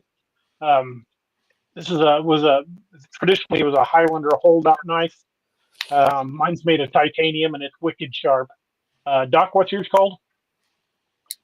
I have no idea. Stabby McGee. I don't know. I know this. Damn helpful. You know that? That's the neck scalpel, Doc. This is the neck scalpel. I know this one. So, Stabby McGee. Yeah. Doc, you kill me. And guys, if you want a good gift, a fantastic gift for a hunter or law enforcement or military or first responder in your life, or anybody that just likes a good knife, Brock blades are all custom made. You can go to the website and order a style you want, but no 2 blades are identical because they're all hand forged. A hand forged knife is probably one of the best gifts, especially an outdoors type guy could possibly get. Or an outdoors woman. I mean, Miss Lene carries her Scallywag knives everywhere she goes. If you're a person that likes knives, Brock blades are absolutely fantastic as a gift or even as an everyday carry. I've got my Stain Dew now. I've got a Ardennes, which is the knife Will Cray Eagle carries in my books. I've got an Ardennes on order. Hopefully, I'll be getting that before too awful long. Can't wait to get it. But Ken doesn't have a discount code, but he does his bookings on the brockblades.com. And on checkout, if you let him know that we sent you from here at DAX Machina, he'll give you a 10% off your entire order. So definitely go check out brockblades.com. And one of the reasons we're so happy to support companies like Dark Angel and Scallywag Tactical and Brock Blades is these are all veteran-owned and first responder-owned companies. Ken's a veteran of law enforcement. He's been in law enforcement since God was a corporal. Doc's disabled veteran. All the guys over at Scallywag are veterans. We support big supporters of our veteran and first responder-owned businesses because these are small businesses, folks. It's not like if you bought a knife from Case or old a buck knife or anything like that. You buy a knife from a company like that, it just goes in the profit. I mean, that just goes in the profit margin. It's not even going to get noticed. But every purchase made from one of these small companies might be, they get to keep the heat on. These are guys that are working hard to get by and provide for their families. So I'd much rather give them my business than let Jeff Bezos add another zero to his accounts. Kim Brock says I made a couple of Sayak style knives years ago. Sayak knives are awesome. Folks, we are huge supporters of our veteran owned and law enforcement owned and first responder owned businesses. And we definitely want to show them how much we appreciate them and how much we want to stand behind them. As you all know here, we're a big supporter of the 22 a Day Foundation, helping to bring an end to veteran suicide because we lose 22 a day. Because these men and women in uniform, they see things that the human mind was not meant to comprehend, and they've got to deal with that even when they come home. So if you've got a friend that's a first responder, whether they do anything from driving the ambulance to all the way up to performing critical surgeries, if they're a firefighter that's going into a burning building, or officer that's pulling people out of a wreck, or military, anyone in the military that's had to deal with combat situations, or even if they didn't, sometimes they, just in peacetime military, you still see horrible things. Check on your friends. Let them know you're thinking about them, because that "hey fucker, you awake at 2 a.m." text where you send somebody just to say, "Hey, you doing okay?" That might be what pulls them back from the edge. Because it's when you think you're the world's the night is the darkest. That's when the littlest bit of light can shine the brightest. Reach out to your friends that have gone through these things. Let them know you're thinking about them. Let them know you stand with them, and that they're not alone, and that they've got somebody that cares about them, and they can reach out to if they need someone to talk to. Um, I want to say a big thank you to all of our veteran and first responders that are part of our audience. You guys mean the world to us. Thank you guys so much for everything you do. God bless each and every one of you. And our prayers and our thoughts are always with you guys. Um, and if folks, if you're listening to us tonight and you feel like you don't have anybody you can reach out to me. Email me. I'll be happy to sit and chat with you. I just don't want any of our veterans, any of our first responders to feel like they're facing this alone, because there are people out here that still care, and we're proud to do it. We are proud to be part of that community. We are proud to be veterans and first responders, and we're proud to have served our community and our country. And we thank each and every one of you guys out there who have done so as well. Um, Boys, you got anything to add before we start winding down? Yeah, Ken just texted me and said this one's called the Street Weasel. The Street Weasel. I love the name. Yeah. Wasn't that your nickname in high school? Doc, wasn't that your nickname in high school? No, it was the short weasel. Short weasel. Sewer rat. Some variant of weasel, DA. Yes. Yeah. There we go. Little Street weasel, short weasel. Take your pick. Tactical hamster. That's right. Poncho Zort says, "I like it. The street weasel." That's right, Brock. Absolutely.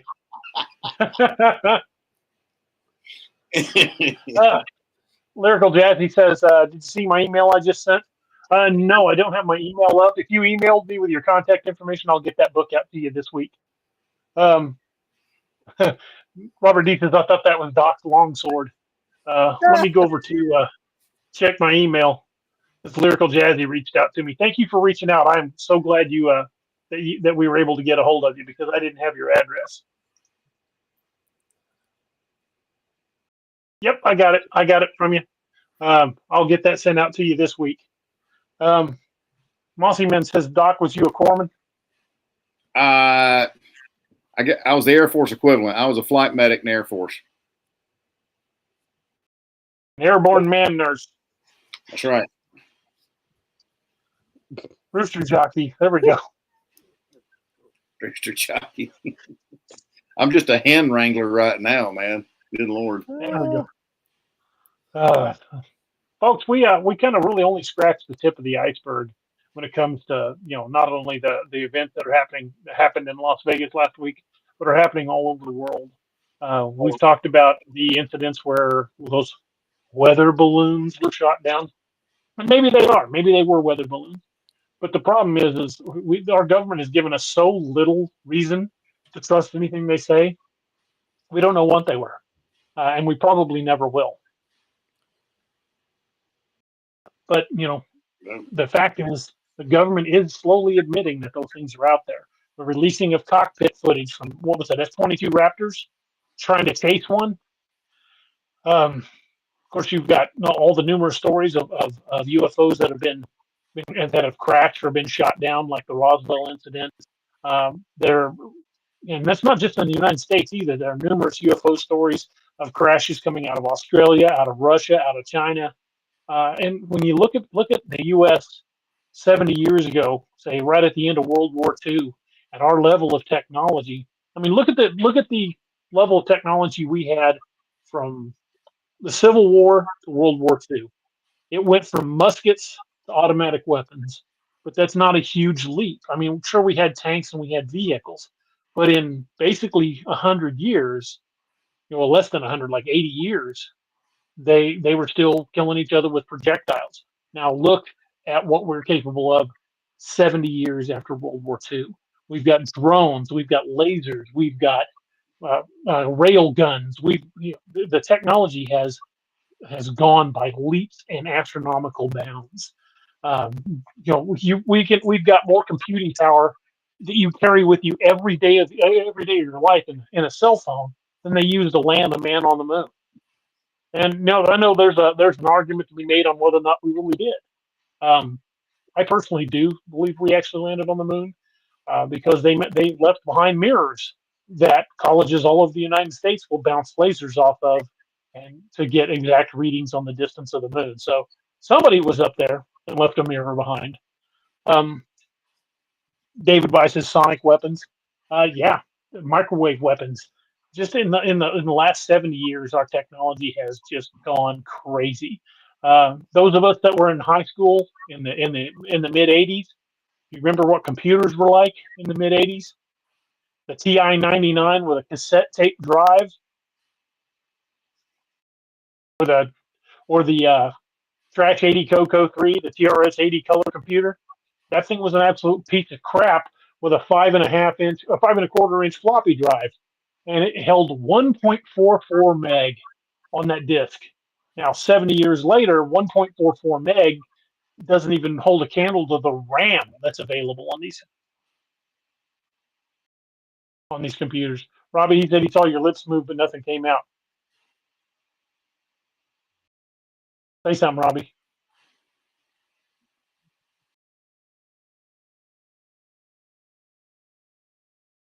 Oh, I guess it didn't.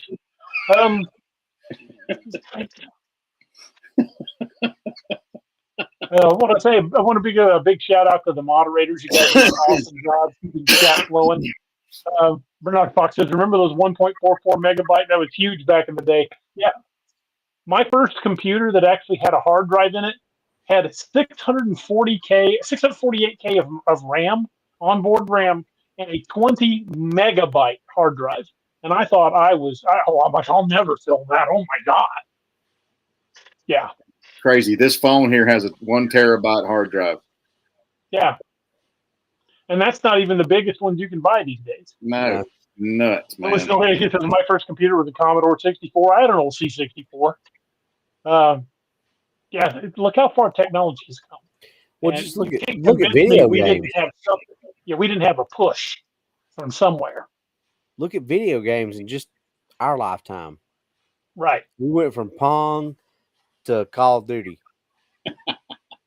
Well, some of these like Madden football games, another few years, you may be hard pressed to tell if it's a video game.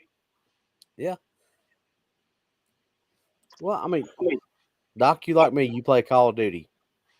Yes. Look at that compared to Pong, which was out in our 3 lifetimes. I know. All 3 of us probably played Pong. And then we went high speed and went to Mario Brothers and Frogger. Yep. And Donkey Kong and all that stuff. The Atari home game system. Yeah. Oh man. You were stepping in high cotton if you had that. Yeah, the advance in video games in our lifetime is just that's far beyond what we should have been at right now. Because you got, like I said, Doc, you're a COD fan just like I am. Just look at that game, the evolution of it from the time it started to now. Right. From Call of Duty 1 to whatever's out right now, light years worth of difference between. Oh my God, it's photorealistic now, man. It's insane. Right. Little Patty, I did too. My first computer was MS DOS based. There was no Windows. Windows didn't exist. Tomb, absolutely. Mm-hmm. I love shooting some people's. Tandy 64.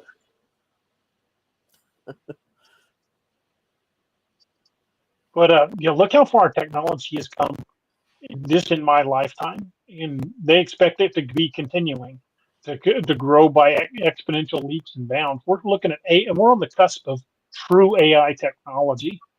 Where did that come from? What pushed us in that direction?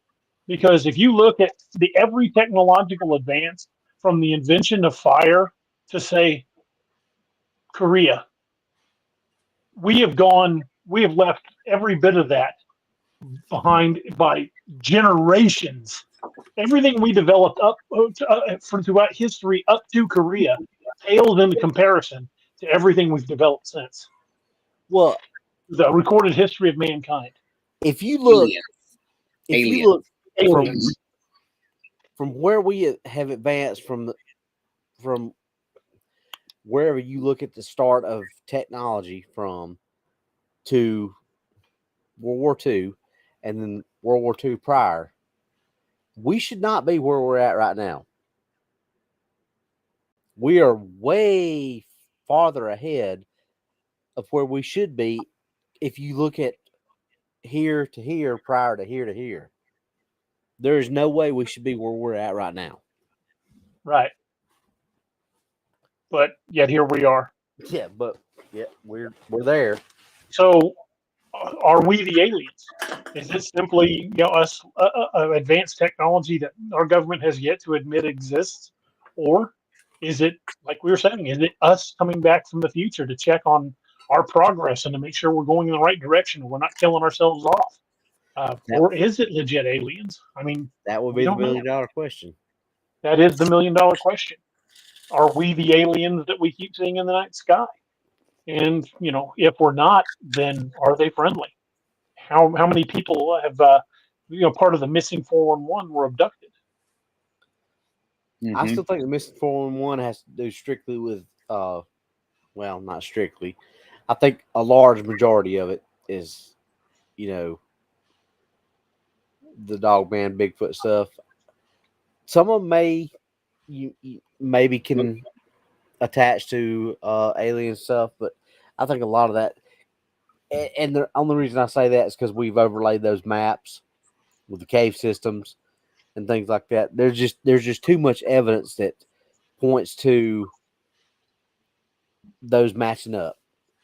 Right. That makes sense. And I think we're just scratching the surface of this. What was, even 5 years ago thought to be wild conspiracy theories and much modern everyday events now. Current events. How many things that we thought were just out there crazy conspiracy theories have actually started to come true?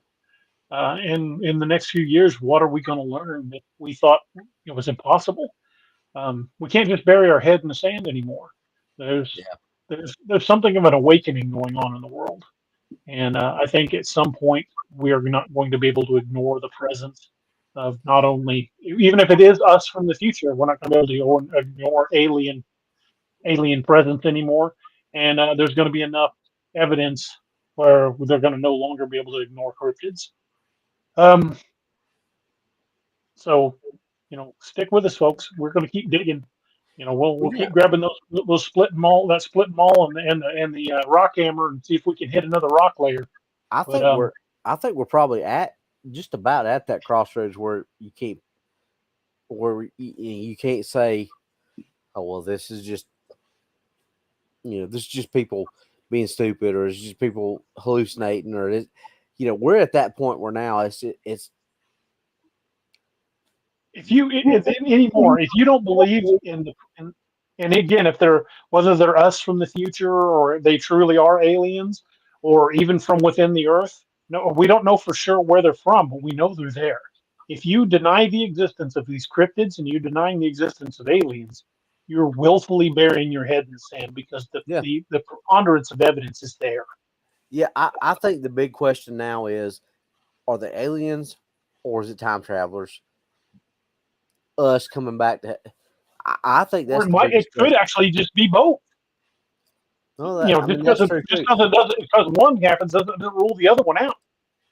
I think that it's not so much the fact now that do aliens or do time time travel exist as it is which one is it, or is it both, or whatever. Like you said, I think you're willfully putting your head in the sand if you say none of that stuff is possible anymore.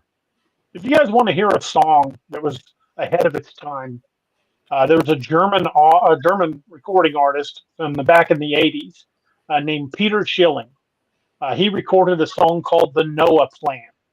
Um, I remember hearing that song when it came out about 1985, '84, somewhere around in there, and thought it was a really cool sci-fi premise, but it's not that far-fetched, and it really will make you stop and think. So if you get a chance, go on YouTube, look up Peter Schilling, and listen to the song "The Noah Plan."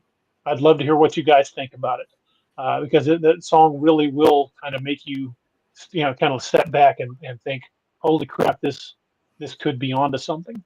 Um, Again, big shout out to the moderators. You guys do an awesome job. Thank you all who are such a big part of the DAX Machination. We're proud to know each and every one of you, and we're happy you're with us. Appreciate you guys spending your Wednesday evening with us, going down a rabbit hole, chasing aliens and time travelers and everything in between. Uh, our hats and our hearts go out to all the first responders out there and law enforcement and military veterans out there, and even current active duty. Again, if you've got anybody that you know that's a first responder or is a military or military veteran, reach out to them once in a while. Just let them know you're thinking about them, because it might make all the difference in the world. 22 a day is 22 too many. Again, check out our affiliates. That's Dark Angel Medical for the best kits in the medical business. Best kits, because of the uncertainty of the world right now. You should probably have a med kit on hand. Or four. Use discount, especially if you get a knife. Use discount code cryptid25 get 25% off your order. And if you put codename Wild Hunt or Team Odin in the notes, you can get one of them wicked little Team Odin rockers. I don't have mine handy to show off. Here. Doc knows a guy. Get that little Team Odin rocker, which is badass.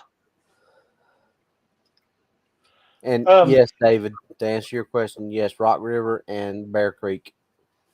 You guys know I'm like 30 miles from Black Rain Ordnance, right? That's another one that's probably got some 458 SOCOM stuff. Yeah, they do. They've got one called the Devastator, which is just like, oh my god! I can. So there's another one, David. I can check out Black Rain Ordnance. They're down by Neosho. So if you're no, but they're closer to Joplin. But if you get off the highway off I-44, like you're heading toward Neosho, they're right there between Joplin and Neosho. Black Rain Ordnance, fantastic weapons. A little on the pricey side, but the quality is worth it. Jorgen Minister, do you think Theochi would have it? They probably make it, but you can't buy directly from the Theochi plant here in town.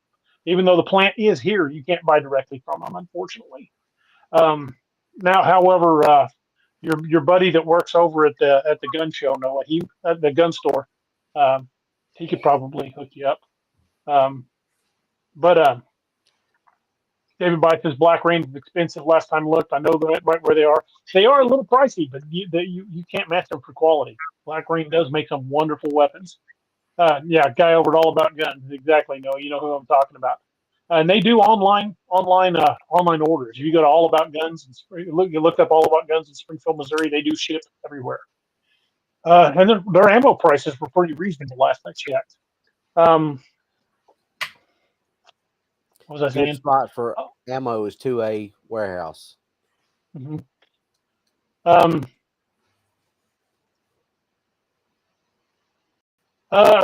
Lewis, send those to me again. He says you never show the pictures. I think I might have accidentally deleted those. Send those to me again, and I'll see about we'll see about showing those on the show. David Bites says, Doc, do the TQ pouches have patches on them? No, they just got a mark that says TQ. That way people know what you carried in that pouch. But again, folks, thank you guys for hanging out with us. Check out darkangelmedical.com. You do use discount code Cryptid25. Go check out the folks over at Scallywag Tactical and use discount code DA Roberts 10. Don't forget to check out their Blemish blades because they've got a bunch of wonderful blades on sale, and you can pick them up at a really reasonable price. And the discount code still applies. Werewolf says you can save 50% by building your own. That's true. You can save quite a bit if you know how to build an AR. Not everybody does. And also, make sure you go and check out brockblades.com and let him know you heard about Brock Blades from here on the AX Machina to get 10% off your order. And just to be clear, Bear Creek Arms has now got that, I think it's called Credova, that you can do the kind of like Amazon has with Affirm, where you can buy now, pay later, and you can split up your payments. Just an option for some of y'all out there who, if you want to buy a full price gun, because I think I'm probably going to do that with my 300 Blackout. Going to buy the gun. I think I'm going to start building one. I'm going to buy a component here, component there. Yep, that's a good way. But like I said, if somebody wants to just buy a whole gun, Bear Creek Arsenal does, or Arms does that. You buy the whole gun. I looked into it today. If the 300 Blackout that I wanted to get, I think I would pay like $40-something a month for how many months. No, it wasn't too bad. Poncho Zort says I couldn't see any blemishes on my 2 new Scallywags. That's every blemish I've ever gotten from Scallywag. There's only one that it was actually just a tiny mark on the blade. The rest of them, it was just damage to the packaging, and they couldn't sell them as new. Every blemish blade I've gotten from Scallywag was perfect. There wasn't anything wrong with it. And the one that had the little mark on it, it did nothing to take away the efficacy of the blade. It just had a little scratch on it that it probably got while they were sharpening it. Absolutely wonderful blades. Again, check out brockblades.com. And folks, again, reach out to your veteran, your first responder, your active duty friends. Let them know you're thinking about them, because 22 a day is 22 too many. Thank you guys for hanging out with us. Like I said, we don't have fans, we have friends. We love hanging out with y'all. We enjoy hanging out with you guys and talking aliens and Bigfoot and dogman and everything in between. And we thoroughly enjoy the fact that you guys have chosen to spend your evening with us. Thank you guys so much for being part of the DAX Machination. We're thrilled to death to have you guys, and hopefully we will see you guys on Saturday night. And we will have a whole new show for you, and we might even stay on topic. It has happened before. Robbie and I managed to do it the other day. No guarantees. We did. No promises, but we did manage to stay on topic for the entire show. With just two of us. It was just 2 of us. We didn't ramble. But again, thank you guys. Remember, stories are journeys that we take together. And I want to thank each and every one of you for taking that journey with us. So I hope you guys have a wonderful rest of your week, and we will see you guys on Saturday night. Good night, everybody. Good night. Thank you for joining us. Catch us again Wednesdays and Saturdays on DAX Machina. A special thanks to all our channel members and Patreon supporters. Please make sure to like, share, and subscribe.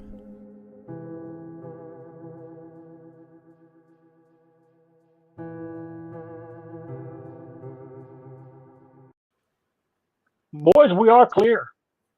Right on. Hey, gentlemen. Woo! What's up, man? What's up, Noah? We got dangerously close to getting political a couple of times, but we pulled her back. Yeah, we had to. DA, are you going to be doing the? You're going to be buying components? I think we're still live. We're still live. What's it? You can't be live. Why did?